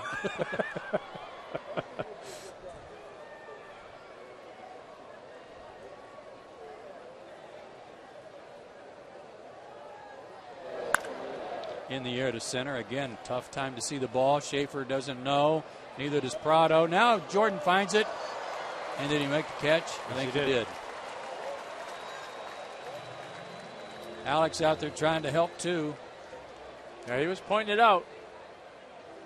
Probably more than anything else, I think George Gonzo running so hard to an area, I figured he might as well look there. And found it at the last second. Our Zaxby's indescribably good play right off the heel of the glove, too. Woo! Tough time of night to see fly balls. Just got to guess about the general area and hope for the best. Maybe that'll help Minor have a clean inning. As T. Cody shows bunt.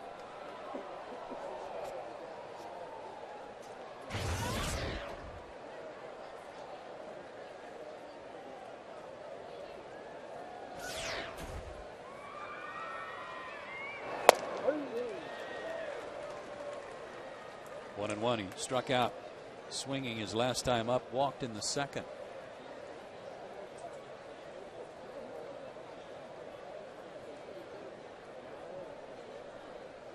T. Cody from Columbia, Missouri. Somebody said that with his curly blonde hair, he reminded people a little bit of Bob Dernier. Yeah, I could see that a little bit.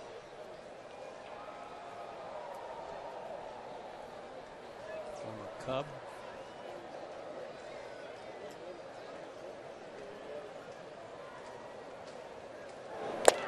Struck him out again. Good fastball. 2 out in the 6th for Johnson, who's 1 for 2. Threw him 3 straight fastballs, and that one I think beat him with the speed more than the location, but the other 2 got those balls down and way of the outside corner. Those are the kinds of pitches that if he can continue to make with consistency against left-handers, he'll do just fine.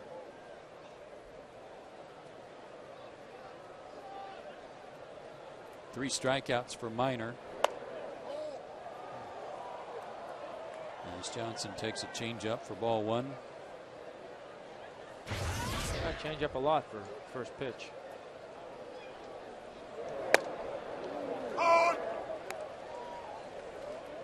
Follows that up with a curveball for a strike. 1-1. 90 pitches. 2-1 strikes. You like that? I do like that a lot.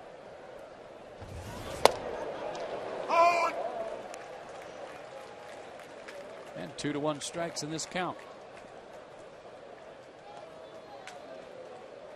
It's usually a good indication of stuff and aggressiveness within the zone, which we've talked about with Mike was the key to what he did his last time out. And a good inning. 3 up and 3 down. 4 strikeouts. Johnson a little disgusted by the call, but we go to the bottom of the 6th.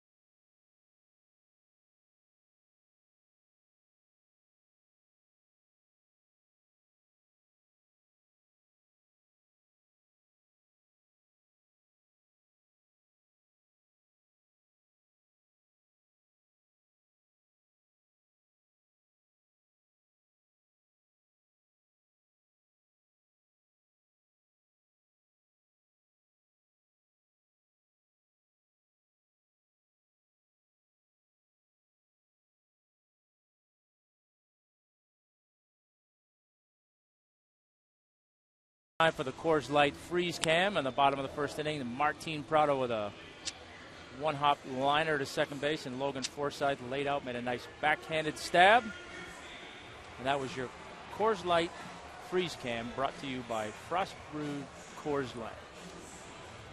I don't want to steal a cold train thing. That's your gig. I can't. That's fine. It is a cold train, boy. And it is my beer. And mine too. And it was a nice play.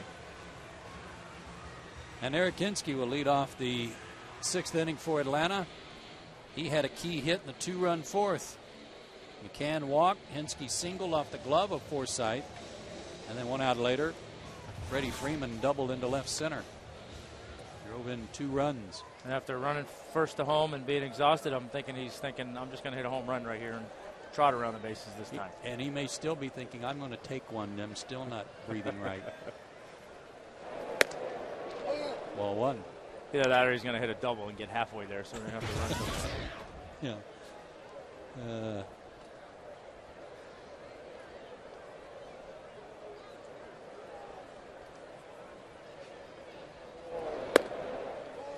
I mean, where would the Braves be without this guy on their bench? Last May, he and Troy Gloss virtually put the team on their shoulders when they won 20 games in the month. He's been a big part of this May. And the Braves have a chance to win their 18th game.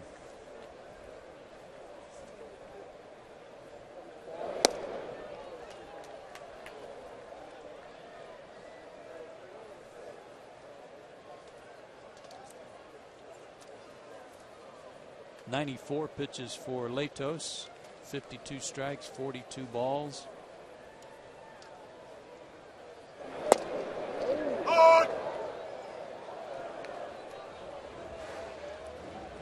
Corey Lubke, the left-hander, on your right. Luke Gregerson, the right-hander, on your left.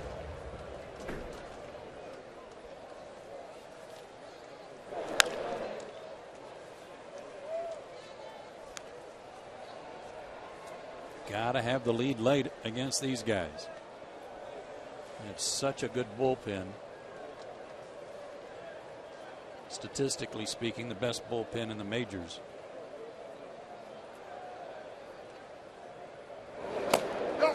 Yes, he did. Eric knew it. 5th strikeout for Latos. Yeah, they really have taken that element of shortening it to a 6th inning game and trying to get into that formula of their 7th, 8th, and 9th guys. And those guys at the back end of their bullpen have been solid all year long. And Heath Bell, boy, oh boy, he really has turned his career around. You played with him in New York, and any signs of that then? No, he had good stuff, but just always struggled kind of having that consistency. It'd be lights out, and then he'd struggle, and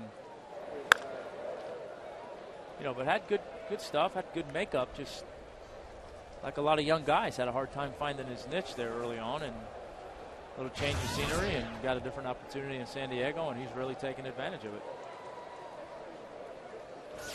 Gonzalez's fly to center, popped to short. And falls behind 0-2. Here's our Delta Airlines on deck hitter, and that's Freddie Freeman, who has a 2-run double to his credit to drive in both of the Braves' runs. Atlanta only has 4 hits. Padres have 8. And Alex chased another one out of the zone. That's 3 strikeouts in a row for Latos and 6 on the night. Your thoughts on him so far? I mean, I like what I see. Obviously, he's got to find a way to, and I've only seen him one time here. Kind of find a way to minimize the high pitch count and all the 3-ball counts and things of that nature. But pure stuff, there's a lot to work with. For a big guy, he's got a pretty simple delivery that he repeats for the most part, and very aggressive. And Freddie fights one off into shallow left, and he's got himself another hit. 2-out knock for Freeman. He's 2 for 3.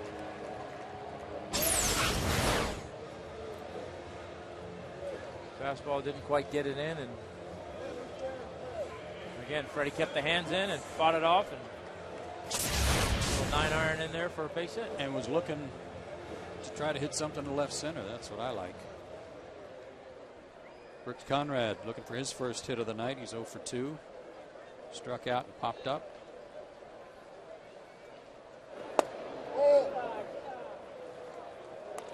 He's playing in place of Dan Ugla tonight.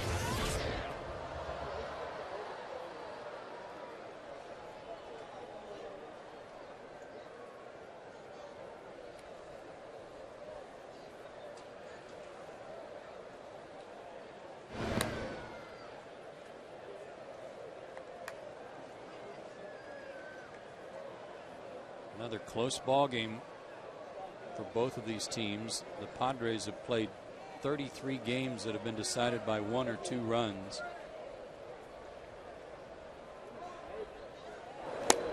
And the Braves have played 30.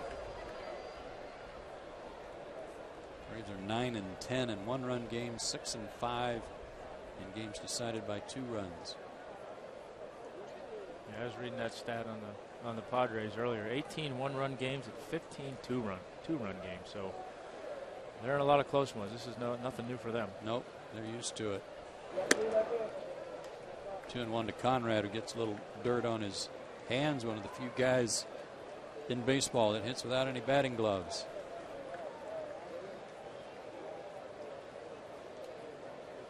It's costing him some money not having batting gloves. Yeah. Maybe he wears some in his pocket, does he? I don't think so. I don't think.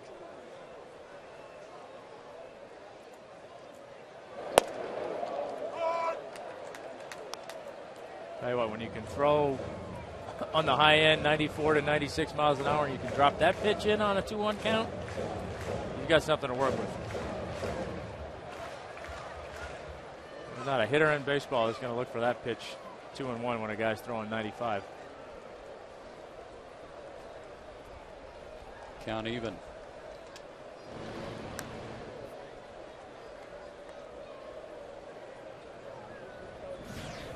Corey Guerin in the Braves bullpen in case Minor's spot in the order comes up.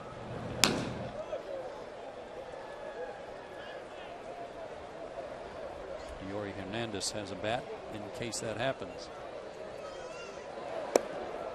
But it's not going to happen as Conrad fans for the second time, and that's 7 strikeouts now for Latos. Still tied after 6.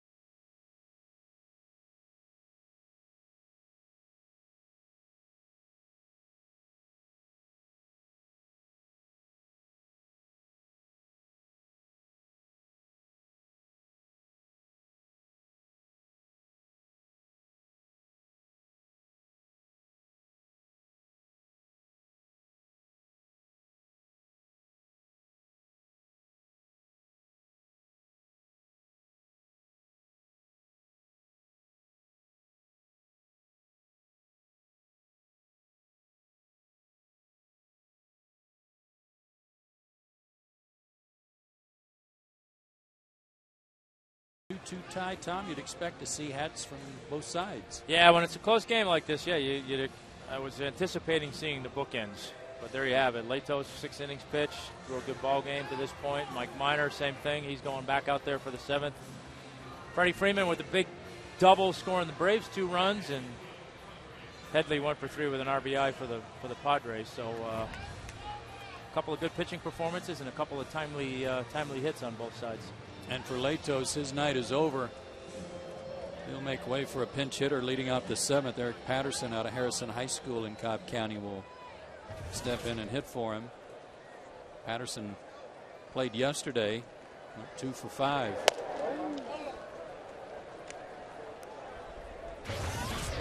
Santos finished with a flourish. His last 4 outs were all strikeouts.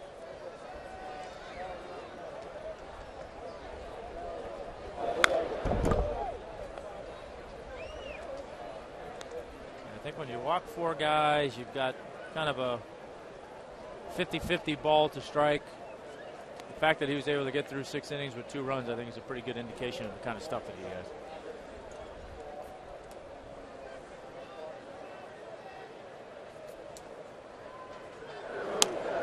Look out. Curveball got away from him. 2-1.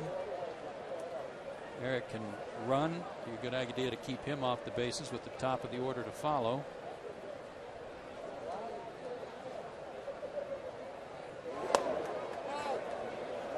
Three and one. It's a big inning for Mike and kind of the growth in his career. A tie game. He knows if he can get through this inning, he can give himself a chance to win the game, but more importantly, give the bullpen a break. That'll be right back under us. Full count. You know, sometimes emotionally, that pressure as a pitcher of knowing, all right, I'm in the 7th inning, this is going to be my last inning, man, just let me get through this inning and have a chance to get a win and help the team win a game. And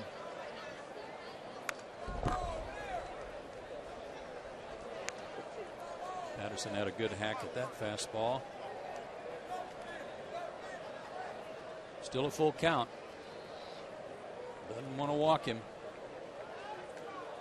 Doesn't want to throw one down the middle.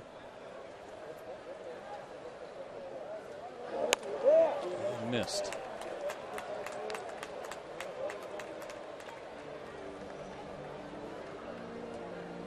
It's his 3rd walk and his first since the 3rd inning, and here comes Freddie Gonzalez. Guerin was still throwing in the bullpen, and it looks like they're going to make a change. So as they do, we'll take this time out.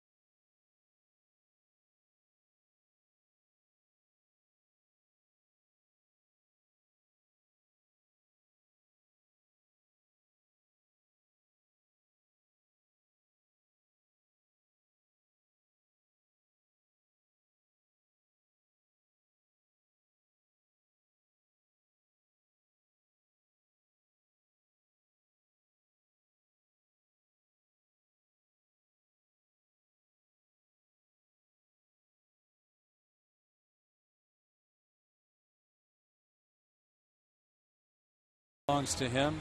He worked 6+ innings, gave up 8 hits and 2 runs, walked 3, struck out 4. What's he doing right now? Upset maybe the last pitch? He's probably mad at himself, saying, you know, I should have done this, should have made this pitch, and I'd still be out there. A little nervous energy, I'm sure. Yeah. Time for our AT&T call to the bullpen, and the call goes to Corey Guerin, who worked last night in the 8th inning and had a 3-up and 3-down inning and struck out 2. That was his first appearance since being called back up from AAA Gwinnett. Good numbers. Throws hard for a guy that's sidearm or better. Hoping to get a double play ball. He's done a nice job. This is still kind of that Peter Moylan role where they're trying to figure out, you know, who they can go to consistently in this situation. Remember, they like to run too. Runner going. DeNorfia showed bunt but pulled it back, and McCann had it pop out of his glove. I'm not sure that have gotten Patterson anyway. He had a huge jump. Yeah, he had a huge jump. I don't think he had any chance of throwing him out. His 8th of the year. But you got to figure with Bud Black knowing his bullpen in a tie game late, he's going to play for 1 run. It would make sense that he would. Those guys have been so good. Been a key to the success that they've had. Why not? Just got to figure out how to get a hit with a runner in scoring position now. Freeman creeping in from first. DeNorfia drops it down but foul.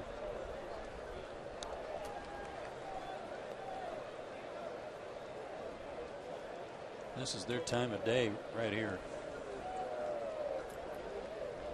That generally speaking is a good formula for success anyway. If you can be a ball club that can score runs late, that usually works in your favor. And when you couple that with as strong as their bullpen's been from the 7th inning on. Almost hit him. They took the bunt off with 2 strikes, and they count 1-2.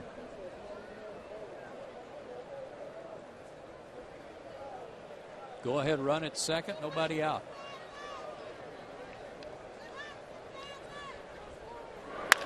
And a liner past Gonzalez into center field will put the Padres on top. DeNorfia put Goodwood on that one, and on a tough hop got it by Alex. 7th RBI of the year for DeNorfia. Well, like I said, they took the bunt off and trying to get a ground ball to the right side, but got out in front of that pitch and got just enough of it to get an in-between hop on Alex. And you've become so accustomed to seeing him make that spectacular play that you're surprised when he doesn't do it, but it was a tough play. That run charged to Minor, so you can close the book on him. 6+ innings, 8 hits, 3 runs, 3 walks, 4 strikeouts. Bartlett. He's swinging, but that's foul. I was going to say, sorry, you got to look for another stolen base here, too.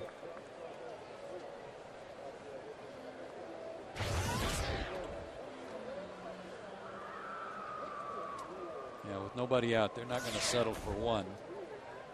And a long look at Glenn Hoffman.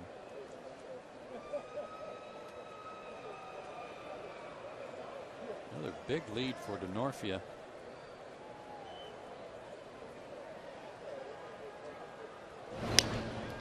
DeNorfia is a guy, he started his career with Cincinnati, then went to Oakland, and he's one of the guys you hear about, really a rare occasion where a position player had to have Tommy John surgery. Yeah, every now and then you'll hear a position player. I think I remember a couple years ago there were Albert Pujols, they were talking about him maybe having to get it, and I don't think he ever did, but every now and then you will.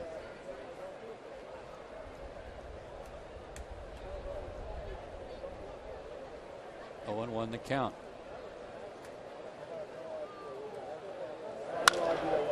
Towards center on the line, and a humpback liner caught by Schaefer. Nice play. Good jump by Jordan. 1 out in the inning.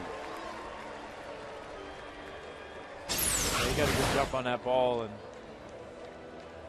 got going a little bit back at first, but certainly has the speed to close the gap and make up for it. And I like watching him play center field. I like watching him run. He's aggressive. Just looks like a center fielder to me out there. Yeah.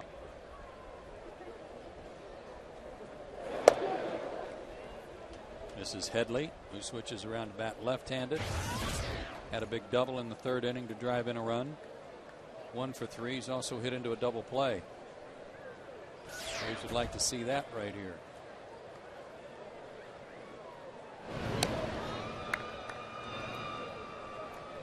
Kind of surprised DeNorfia hasn't tried to steal by now.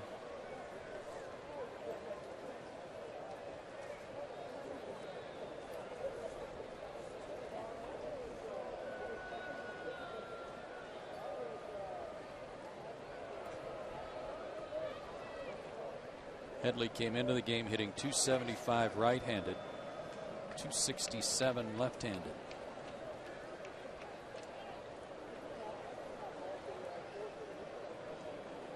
going. And a foul ball, and Braves are glad about that. I was going to say, I'm glad he fouled that off.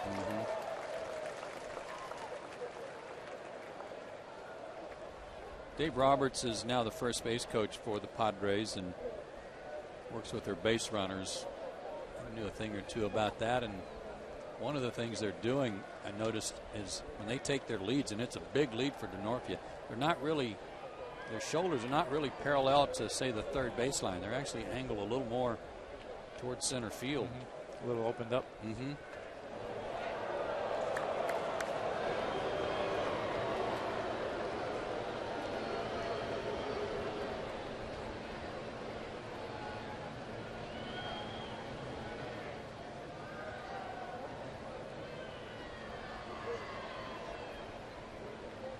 Going, and a liner to right, base hit.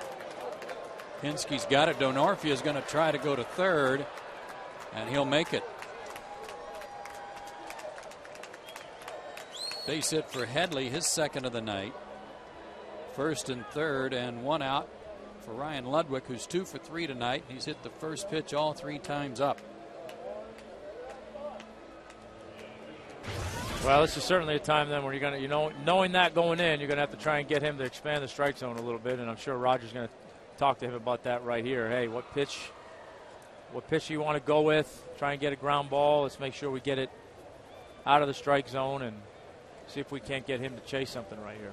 He faced Ludwig last night and struck him out. Struck him out on some breaking balls away. So you know that's one thing on Ryan's mind too. And this has been a park very friendly to Ryan Ludwig in his career, both with the Padres and with the Cardinals. Came in hitting .314 at Turner Field in his career, and he's 2 for 3 tonight.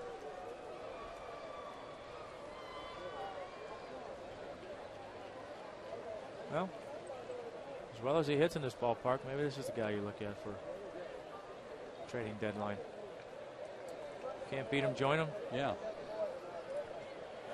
First pitch swinging, line drive, base hit. A run is in. Headley heading to third. He'll make it. And for the 4th time tonight, Ryan Ludwig jumps on the first pitch, and he's 3 for 4. And he's got his 35th RBI of the year. Well, he didn't waste any time again. And first pitch fastball, and for a guy who's ultra aggressive, that's caught way too much of the strike zone.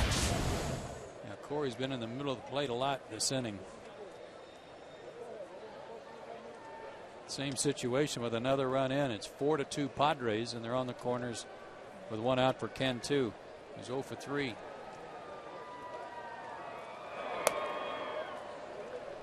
I would have liked to have seen him start him with that pitch right there. And I think that's one of the things that young guys have to learn is that, you can get a strike against certain guys without actually throwing them a strike. You get so geared to being in the strike zone all the time that guys don't know how to expand it on a 0-0 count. Through the hole, base hit. That'll plate another run. 5-2 Padres as Ludwig stops at second, and Cantu has his 15th RBI, and it's turned into a big inning.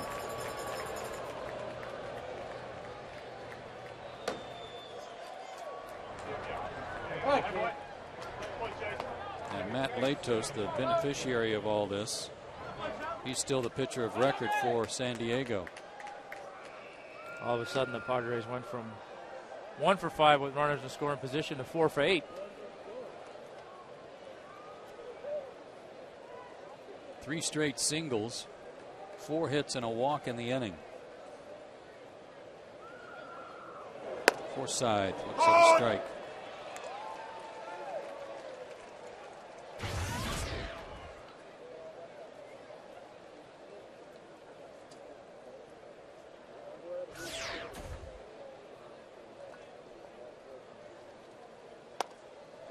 Oh, 2.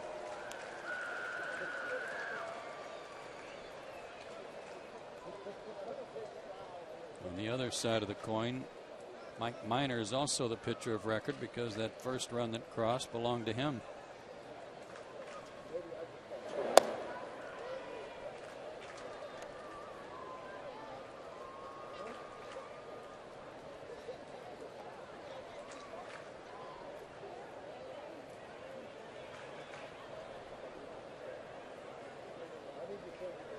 3 runs across here in the 7th.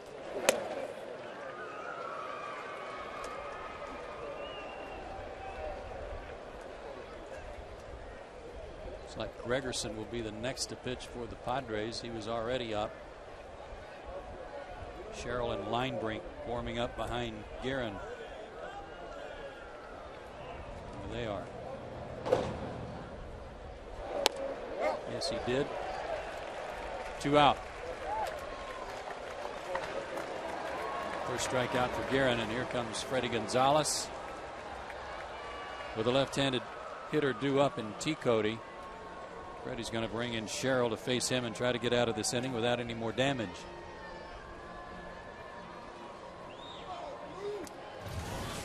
Three runs in for the Padres. They've taken the lead.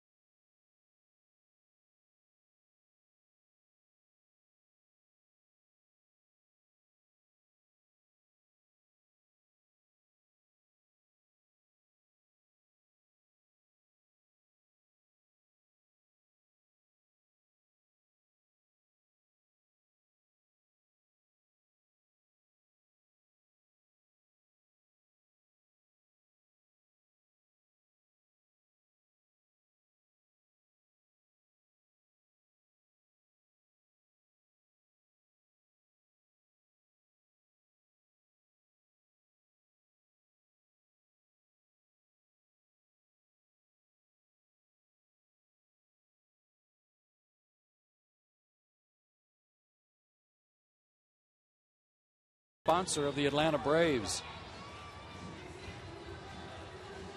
The Braves make the AT&T call to the bullpen, and George Sherrill will be brought in, third pitcher of the inning for Atlanta. Try to stop the bleeding here. The Padres have 3 across. George took the loss last night, or yesterday afternoon, I should say, his first as an Atlanta Brave, when he gave up the home run to Phillips in the 10th inning. He'll face T. Cody here with runners at first and second, 2 out. The inning started with a leadoff walk. His job right here, get this thing over with, get the Braves back in the dugout where a couple bloops and a blast, they can still tie this thing up.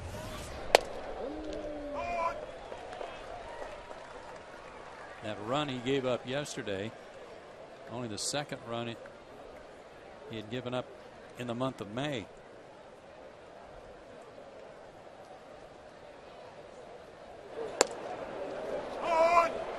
Right on the corner, 0-2. T. Cody 0 for 2 with a walk. He struck out twice against Minor.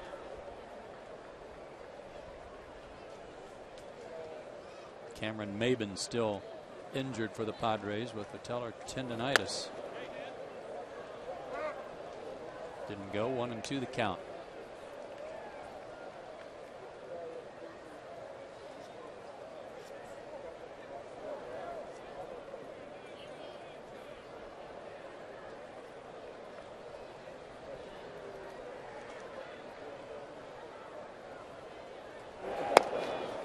Breaking ball missed. 2-2. But Black's got his lineup out. He was looking at it a second ago. He's in a good spot, knowing how good his bullpen is. Leading by 3 late. The way their formula goes, there's not much decision making to be made right now. Struck him out. Good job by Sherrill to come in and end the inning, but not before the Padres put 3 on the board. We go to the 7th inning stretch. San Diego on top.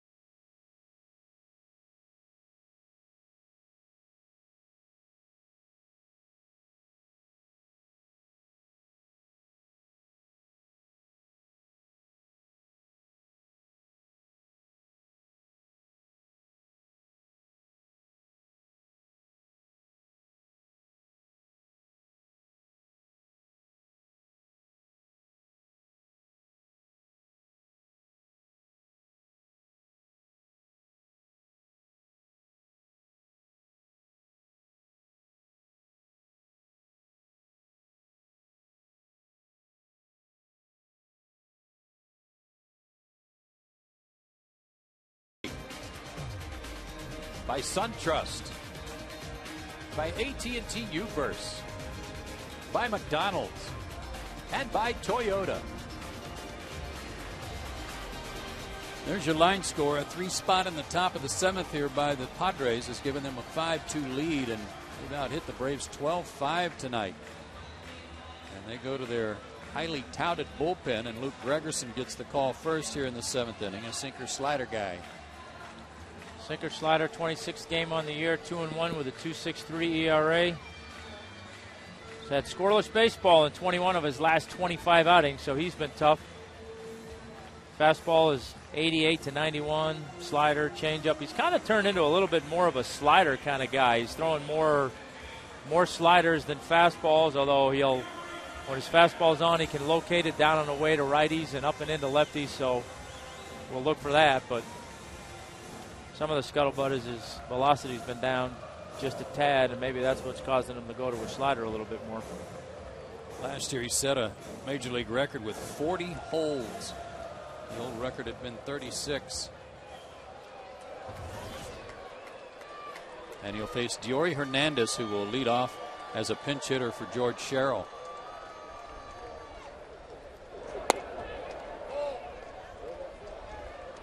A comparison of these two teams and their bullpens. National League leaders, Padres at 232 and Atlanta right in there behind them.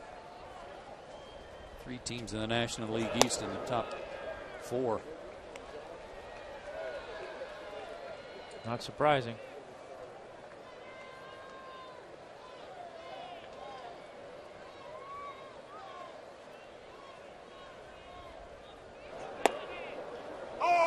Diory taking all the way, and there's a strike, 2-1.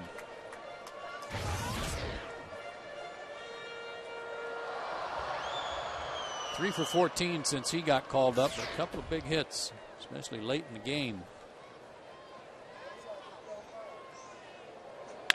And there's another one back through the middle. That seems to be his spot. T. Cody bobbles it, but gathers it back up, and a good start for the Braves in the 7th. Well, certainly a reputation you want as a guy coming off the bench. You get key hits late in the game, and got a slider right there, drove it right back up the middle, and a good start for the Braves in their bottom half of the 7th inning. Pinch hitter got it started for the Padres in the top of the inning when Patterson walked. Jordan Schaefer looking for his first hit of the night. He's 0 for 3.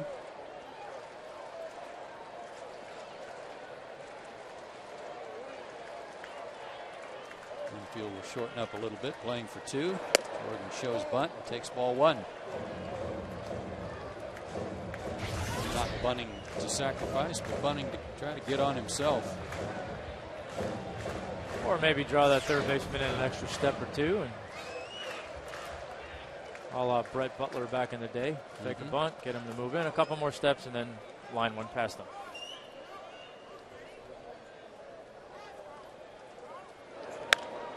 Pops it up instead. Headley has it, 1 out.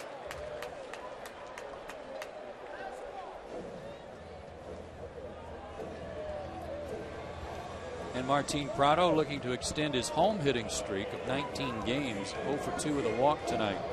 Robbed of a hit in the first inning.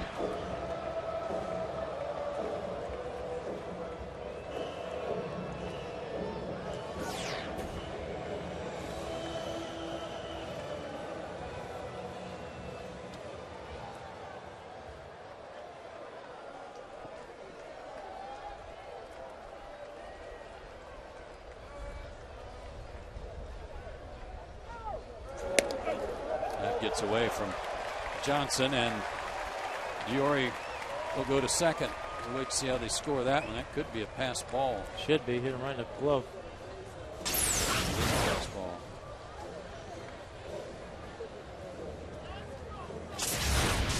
Well, it's a big run out there. Get a base hit here, cut that lead to 2. With a couple more innings to go, put him in a good spot. You don't necessarily want to be thinking about, hey, we got to tie the game up this inning. Just keep chipping away. You still got time.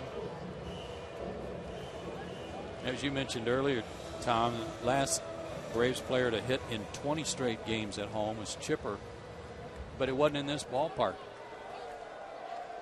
He was at Fulton County Stadium in 1996. Yeah, he hit pretty well over on that one, too.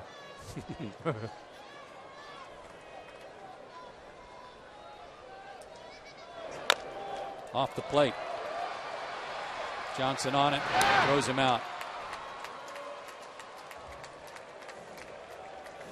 2 out for Chipper. Runner at third. Chipper's walked twice. He's grounded out.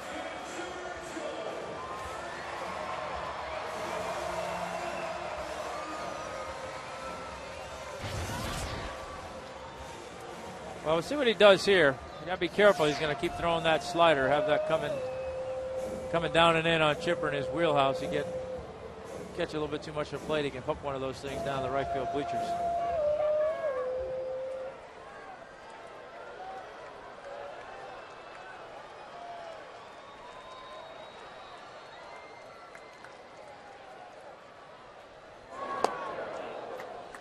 Had him out on his front foot. 0-1. Went to the changeup. Yeah. See, and that's just a smart pitching right there. You know the guy's going to be aggressive, runner in scoring position. Padres played Chipper to pull on the infield. Forsythe way over in the hole. Sinker misses. 1-1. And Bartlett, the shortstop, playing up the middle.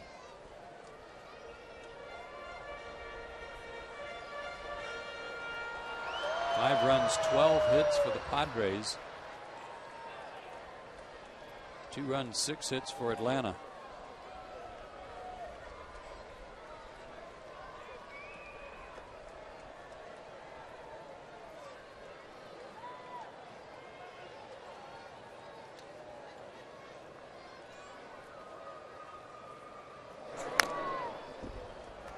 One and two the count. Of the 12 hits for San Diego, 10 of them are singles. Double and an RBI double by Headley in the 3rd inning. And a double by DeNorfia in the 5th. He later scored.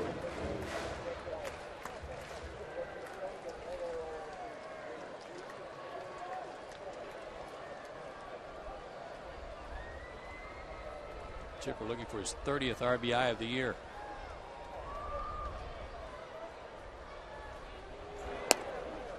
Nowhere near. 2-2. Washington now 9-2 on the Phillies after 7. Cliff Lee tagged for 6 more earned runs in that game. Well, I feel bad for whoever has to face him next.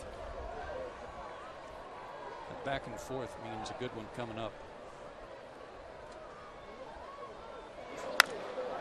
In the air, down the left field line, foul territory. Headley runs out of room.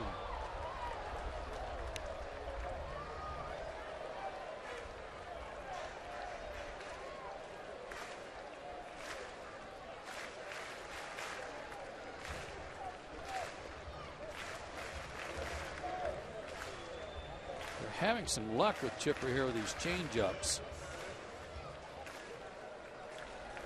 Yeah, Maybe throw him another one or try a backdoor slider. Either one. He's being real careful throwing that slider down and in. There it is, and he roped it to right. Base hit. A run in, 5-3. Made a mistake with it, and Chipper made him pay, and he's got his 30th RBI.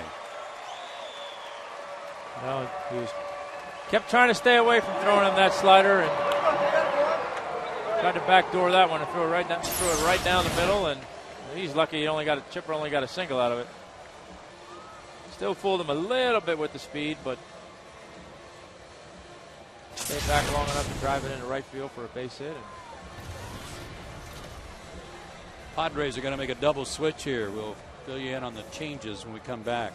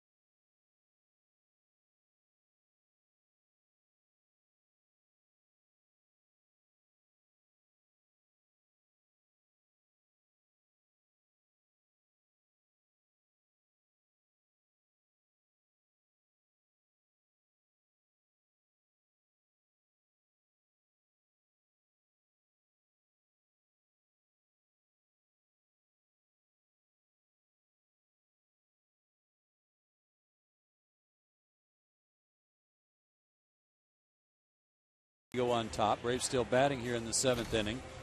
And these changes for San Diego. Alberto Gonzalez checks in. He'll play second base and bat 9th. And the new pitcher is Corey Lubke, left-hander. Plug him in the Forsyth spot in the order, which is number 6. There are his numbers on the year, but Tom, he hadn't pitched since the 22nd of May. Yeah, it's been a long time for him. Sinker, slider, 4-seam fastball, changeup. Big spot for him right here. Braves have the time run at the plate, and Brian McCann. Padres certainly want to get through this inning, maintaining a 2-run lead and turn it over to the back end of their bullpen, so it should be a good battle right here. Brian has doubled, walked, and struck out.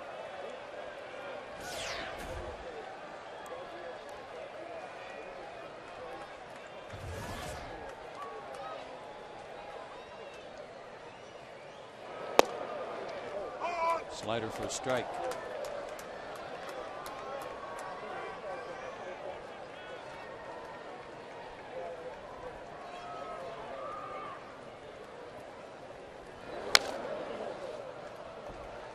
And McCann quickly in the hole, 0-2.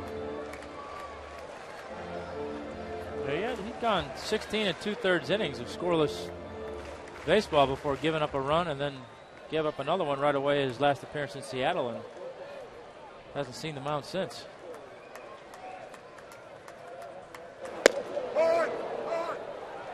And just like that, on 3 pitches, strikes out McCann to end the inning. Braves get 1. We go to the 8th. Atlanta down by 2.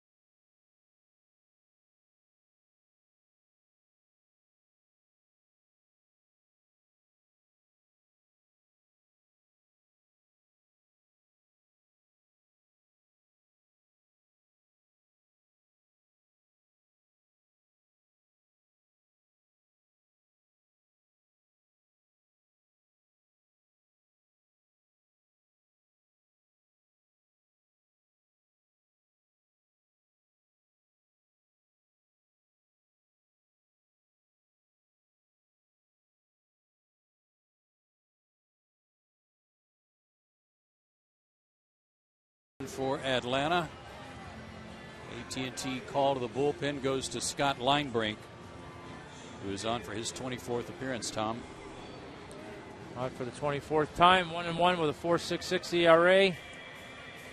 Picked up the win his last time out on the 28th against Cincinnati. Pitched 2 innings, gave up a hit, a walk, and a strikeout. So his job here will be to hold the fort and give the Braves 2 more chances to tie or take the lead. Of course, with all the extra inning games the Braves have been playing, they'll probably tie it, I'm sure. I would guess. I prefer they just win it outright at 9. I would prefer that too. 12 extra inning games for the Braves this year. They're 6-6 and 8 out of their last 18. 2-run difference right now, though. Ron Johnson will lead off, then Gonzalez, who was just into the game, and then DeNorfia.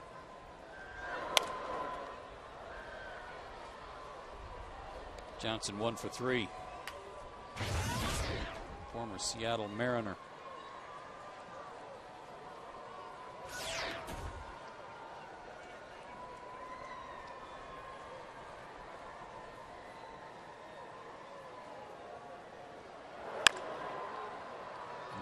Chopper out to second base, and Conrad's got it.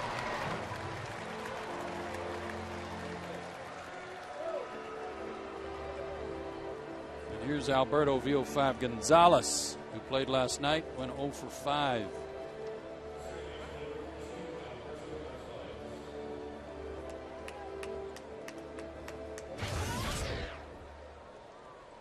Two for 14 on this road trip. Former Washington National. Is there anybody out there that remembers Alberto VO5? Other than old gentlemen Yes. like myself? Yes, Ernie. Ernie? Ernie's watching tonight. I'll bet he does.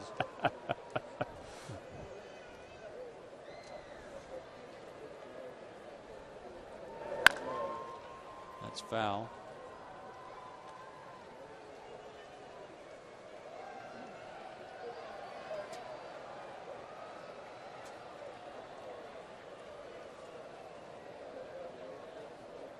Linebrink ahead 0-2. Soft liner, base hit past Chipper on an 0-2 count. Gonzalez with a wide turn, but he'll hold there with a 1-out single. Back to the top of the order. DeNorfia at the plate, and he's had a good night. 2 singles and a double. He's scored twice. 3 for 4. Good looking player. Scrappy, grinder. You see that he does a lot of things to help the team win ball games, and certainly the kind of guy you like to have and like to have in your leadoff spot.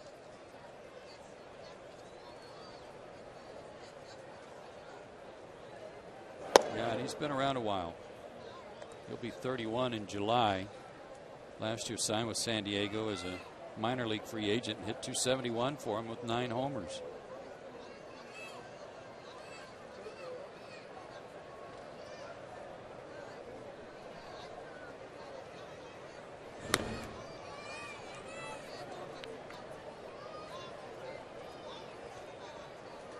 Spent parts of 3 seasons with Oakland before becoming a free agent, and all told hit .281 for them. High in the air to left. Prado appears to have room. Back to tag is Gonzalez. He does tag. He's going to come. The throw by Prado off the mark a little bit. And some good base running there by Gonzalez to advance. 2 down.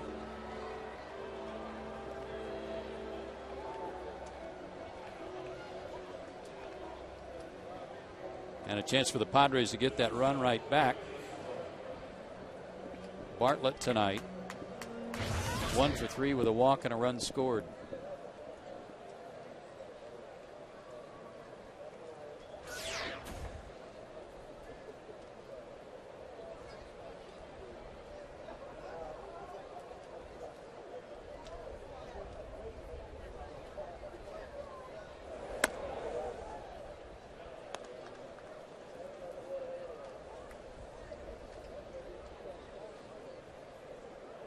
In the Braves half of the 8th inning, Hinsky, Gonzalez, and Freeman due up.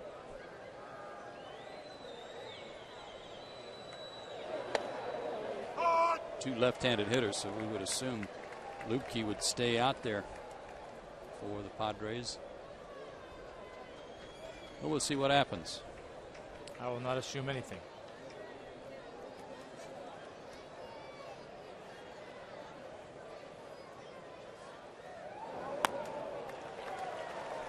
One and two. Gonzalez getting a huge lead. You got to keep an eye on him. Yeah, I'm surprised the Braves aren't paying a little bit more attention to him out there. He's getting a big secondary lead. That's a big run out there if you can cut his lead down a couple steps. And yeah, got to give the outfielders a little chance on a base hit.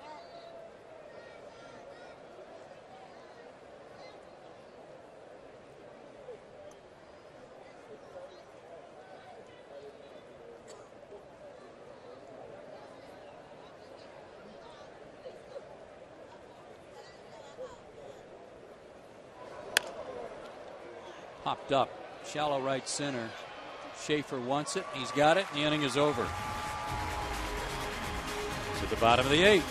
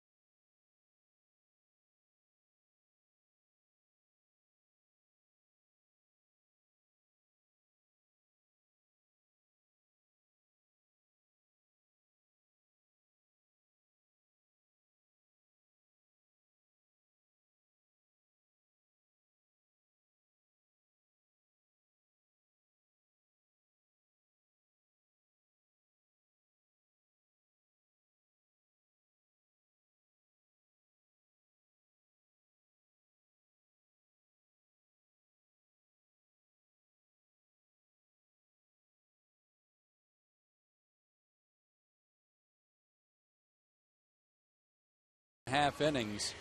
Big 3-run 7th for the Padres. The difference right now. Yeah, they were struggling up to that point in time with runners in scoring position, but 3 big base hits in that inning. Plated the 3 runs and broke open the 2-2 tie, and Braves got one back in their bottom half of the 7th inning. So that's where we are, 5-3. And Eric Kinski will stay in there to hit against Lupke. And takes the slider for a strike.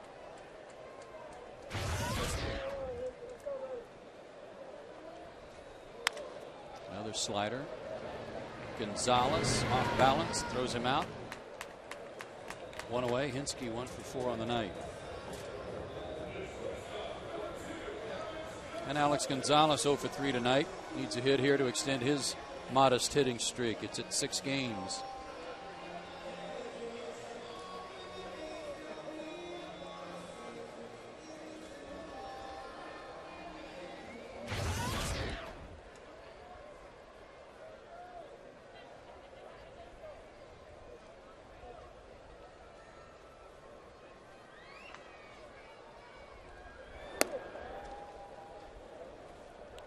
To Alex. Need a base runner to bring the potential tying run to the plate.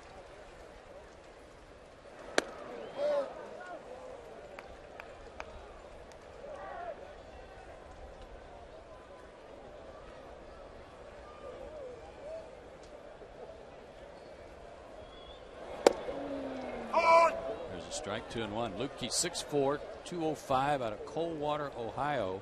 That's where he was born. Lives now in Maria Stein, Ohio. That's a new one to me. 2-2. I hadn't heard that place. Like a name, 2 words. Maria Stein, Ohio.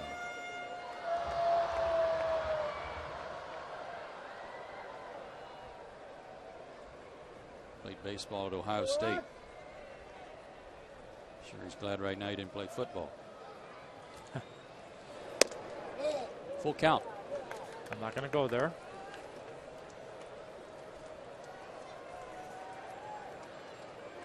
Feel free.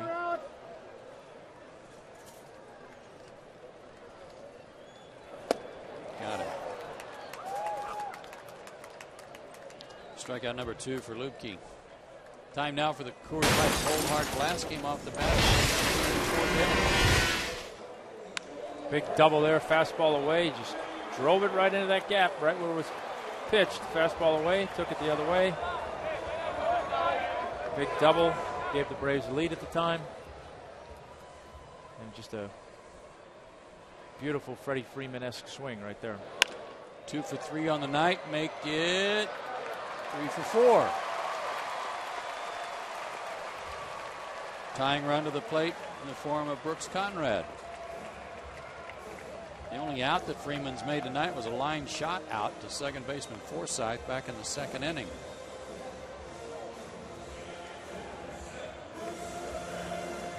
Conrad will hit right-handed.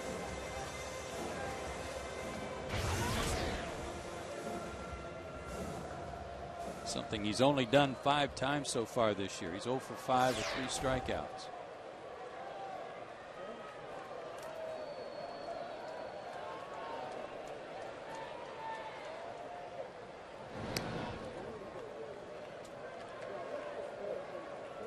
Joe Mather has grabbed a bat. He's in the on-deck circle.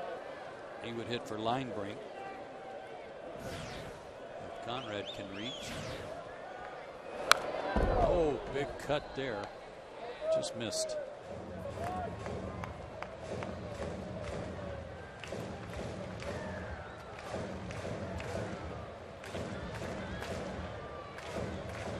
think we just got the look there, Tom. Yeah. Brooks. Yeah. That little sigh of yeah. Missed my pitch. Man. Hope I get another one.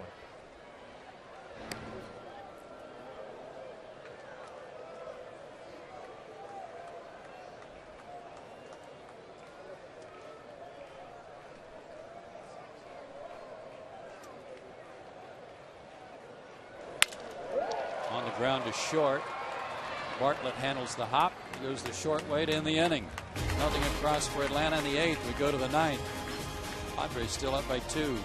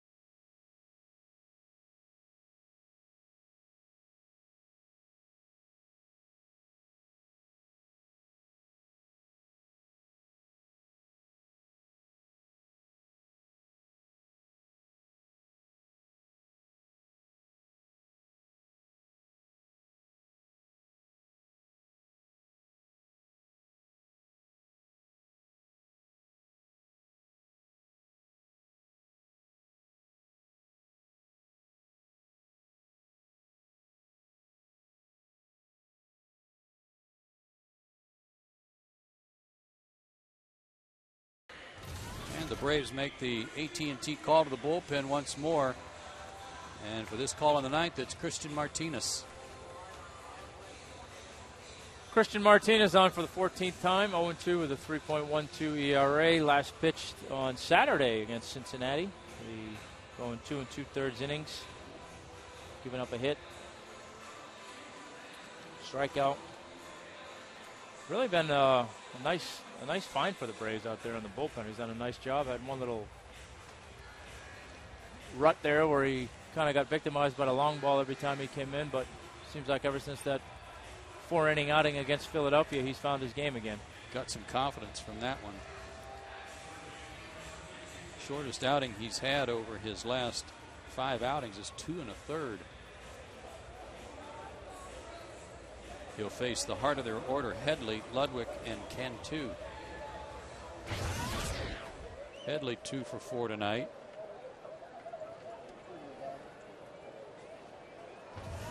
He has driven in a run. He has scored a run.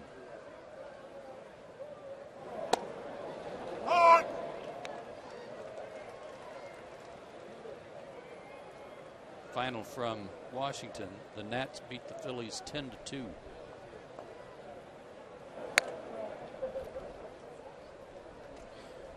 Well, that'll be the silver lining if this score holds up, which we hope it won't.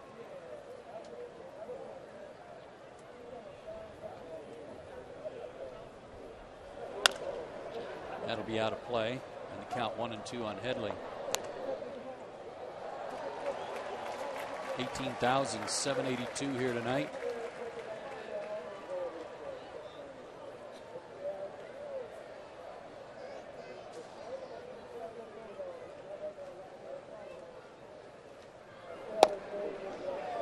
Jason Marquis, the winner in Washington tonight. Cliff Lee, the loser. What was his record?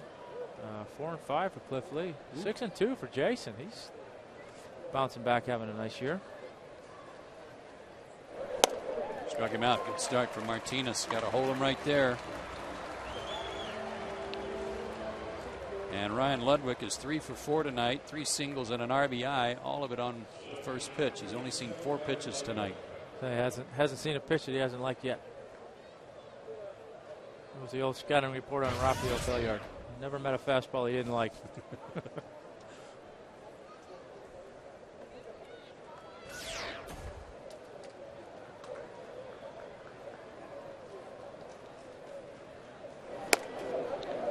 Not this time. That was a ball. Wasn't a pitch he could hit, so he laid off. Throw it to the backstop. See if he'd swing at that one. 1-0.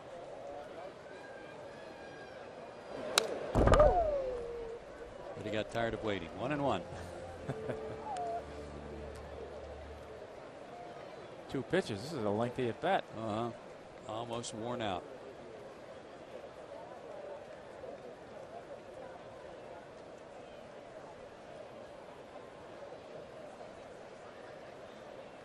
He's raised his average 10 points tonight. He's up to 254. Well, you know, when you're swinging at the first pitch and getting hits, it's going to be, he's aggressive. We love it. He's getting in there. He's taking his cuts. But then if you're not hitting, maybe you should be a little bit more patient. Why don't you see a few pitches? Teams are on to you. Nice change up there. 2-2.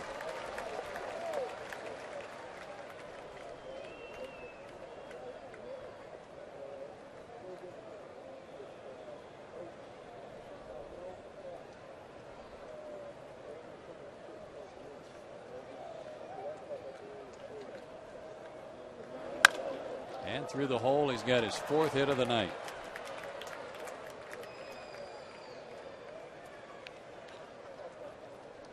Quite a night for Ryan Ludwig. 4 for 5. He and Freddie can talk it over. Between the two of them, they got 7 hits tonight. Yeah, they're over there saying, man, can you believe the rest of these guys? This game's easy. How come these other guys can't hit? Jorge Cantu's 1 for 4.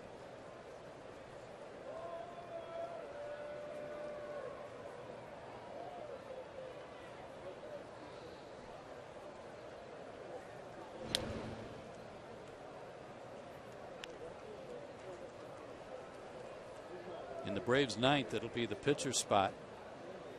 And then Schaefer and Prado.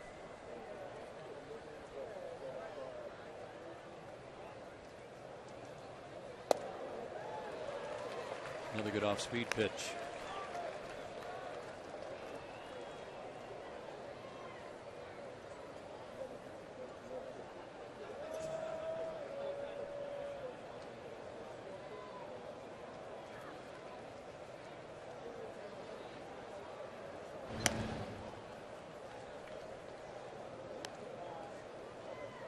Braves led this game 2-1 after 4 innings, but the Padres promptly tied it in the 5th.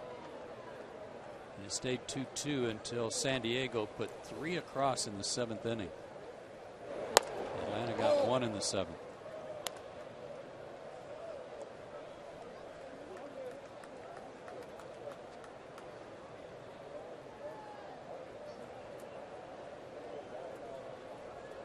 No home runs in the game, but 22 hits combined.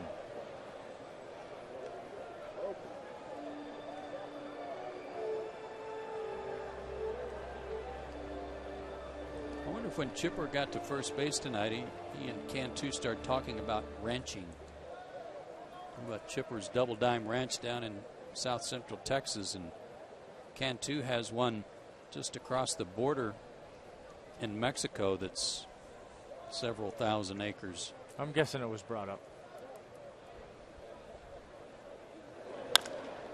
In the air to center, Schaefer has room. 2 down.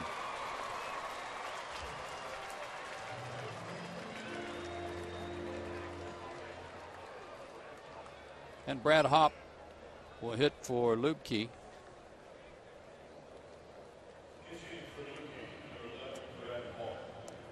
Hopp played yesterday and went 1 for 5 with 3 strikeouts.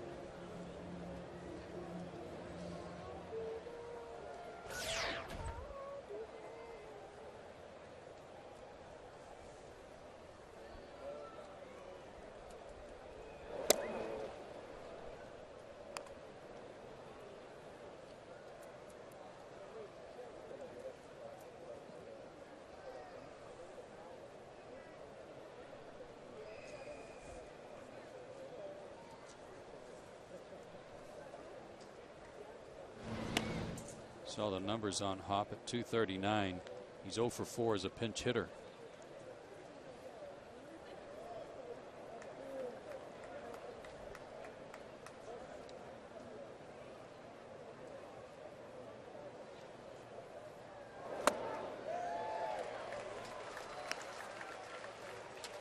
Christian's had a good changeup working. I say he's got that changeup working tonight.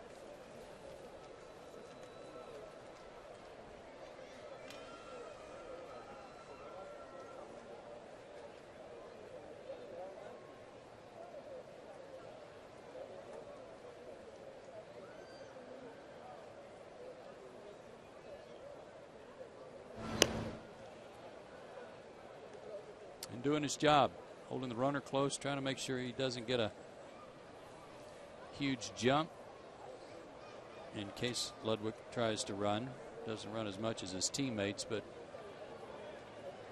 a tack on run, they don't want to allow that. No, yeah, you could at least pay attention to him over there and not let him get a walking lead and have an easy stolen base.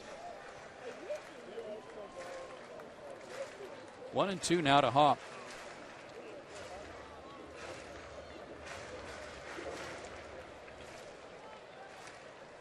Who's out of LSU.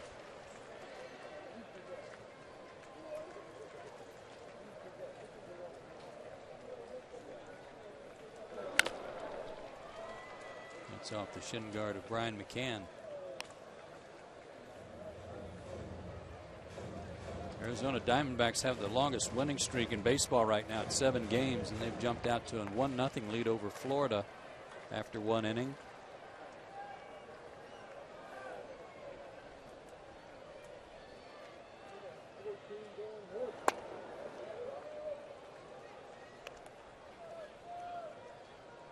Two and 2.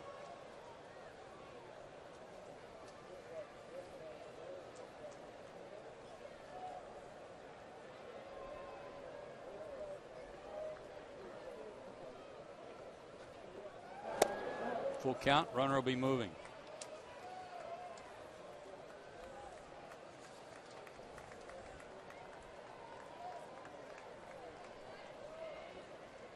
T. Cody on deck, left-handed hitter. They play behind Ludwig. He's running. And strike 3 call. Hopp knew it. 2 strikeouts in the inning for Martinez. Last call for the Braves. They're trailing by 2.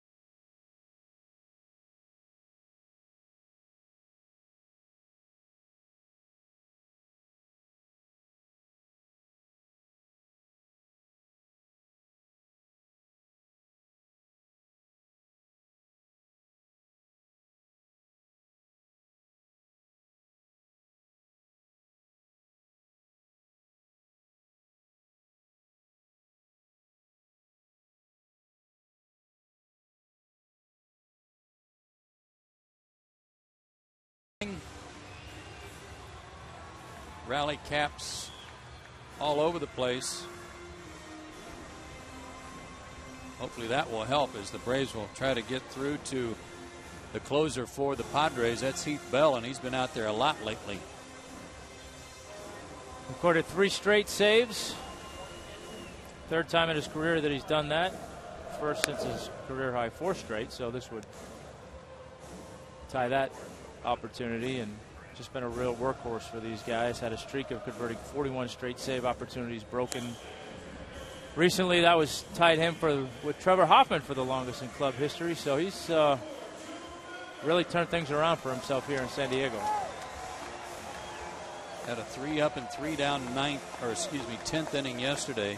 Got Prado, McCann, and Hinsky. Joe Mather will lead off the 9th today. Good pinch hit for Martinez.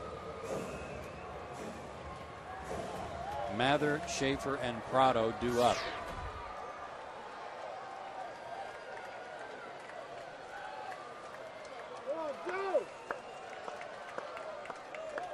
Two for 8 as a pinch hitter, Joe Mather. And went after the first breaking ball, 0-1.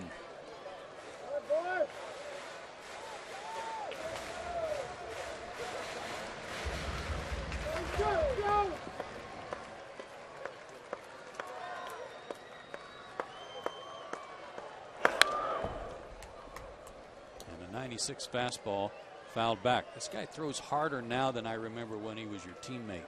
Yeah, I mean, there were stretches where he would get it up there a little bit, but not consistently where he is now, and really has honed in that big breaking ball that you saw for strike 1 against Mather. So he's, hard fastball, big curveball kind of guy, and just comes right at you. Mather stays alive.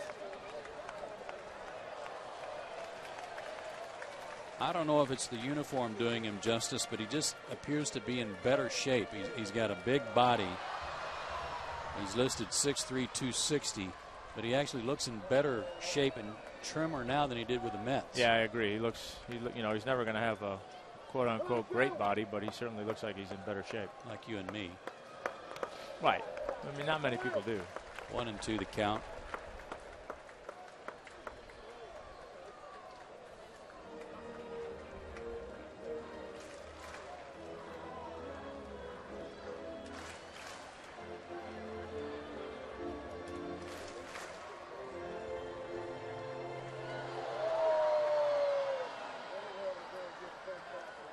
Two saves in 09, 47 saves last year, only 1 blown save this year. The count even now at 2-2, and again his 4th day in a row.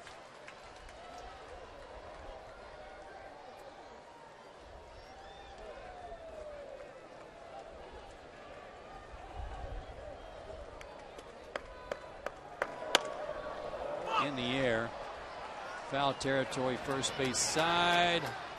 Cantu puts it away, 1 out in the 9th.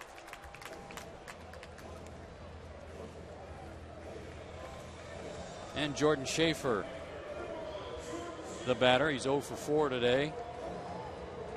Hit into a double play in the 3rd inning. Fly it out, grounded out, popped up.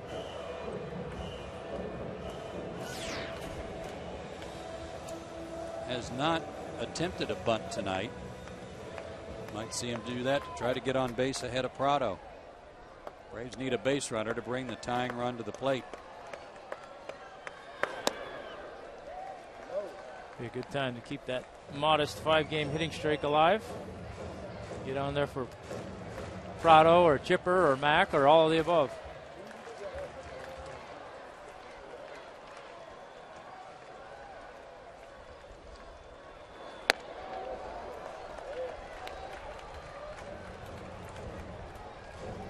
Bell takes a walk and has a talk to himself.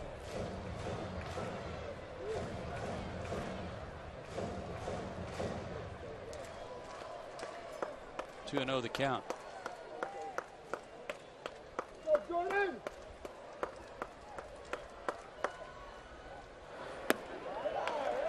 3-0. Walk would be just fine. about that 2-0 breaking ball? Yeah, I was surprised by that pitch selection right there.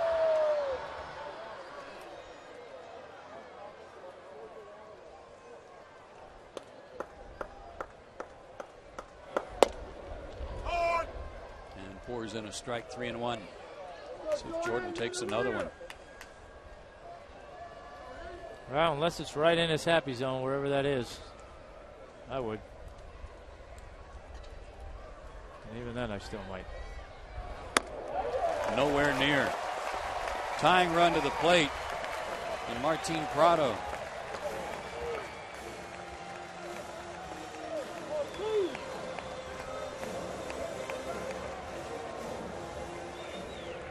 Martin's 0 for his last 6, dating back to a double yesterday afternoon.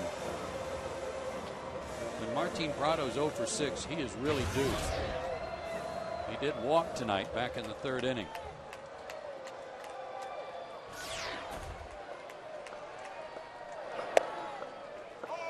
Made him throw a strike, and it's in there.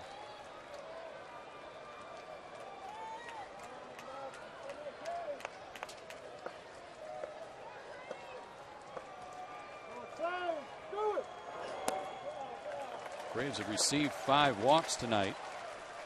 So far, only 1 has scored. 4 of those came from Latos, who figures to be the winner if Bell can get through the 9th.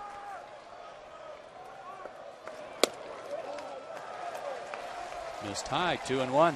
Going to that breaking ball an awful lot. Sure is.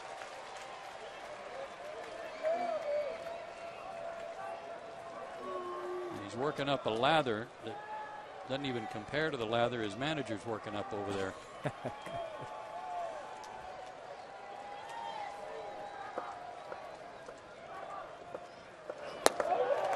3-1. And Johnson rifled one back at Bell. It was harder than the one he threw in. Yeah, that's never a good thing.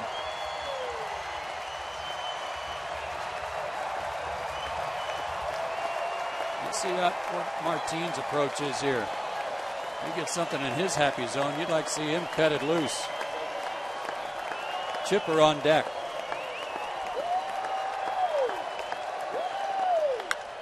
Popped him up.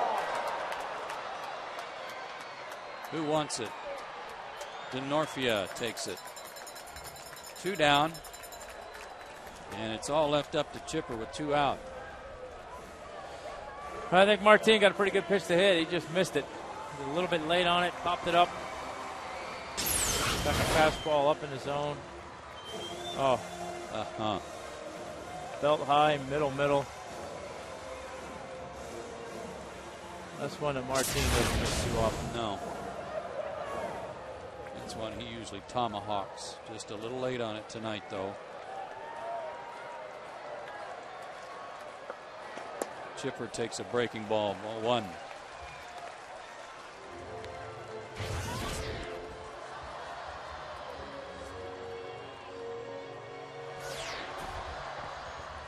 Well, this was what the Braves wanted, somehow, some way, to get Chipper and Mack an opportunity to hit here in the 9th inning. So, see if we can get Mack up there. Runner goes. They're not holding him, and it's a strike call. Schaefer's run doesn't mean anything to the Padres. Defensive indifference, or did they call it a stolen base? Gave him a stolen base. That's odd. Well, home team love. Chipper fouls one back. That one got in on him at 95.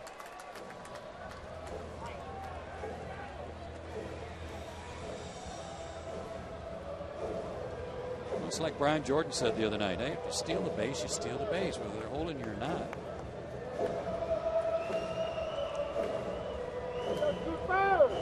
That's good by me. Chipper's got a battle now. 2 out, a 1-2 count. Hard hit in the hole, base hit. That'll score Schaefer. It's a 1-run game, and Chipper has his 2nd RBI of the night.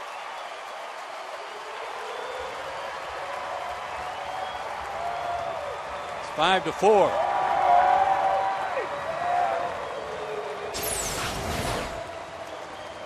Fastball up and away, and Chipper just drove it the other way like he's done so many times over the course of his career, and gets him 1 run closer with Brian McCann coming to the plate, swinging a hot bat, and Dan Ugla on to run for Chipper over at first base. Boy, Chipper was limping around first base. I wonder if he'll be able to play tomorrow. We'll worry about that tomorrow.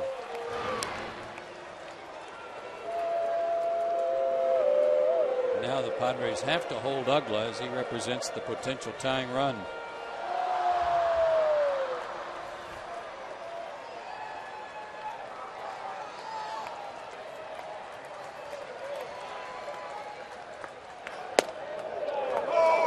Takes a breaking ball, 0-1.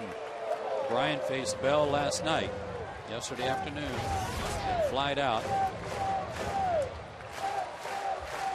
Doubled in the first, walked in the fourth, a couple of strikeouts since then.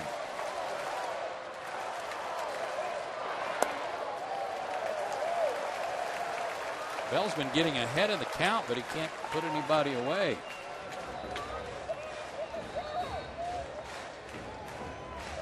Again, out there for the 4th straight game.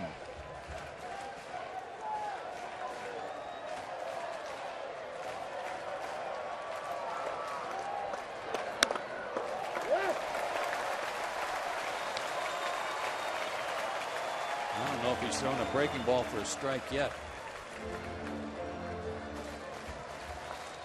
Might be all right if you hang one more.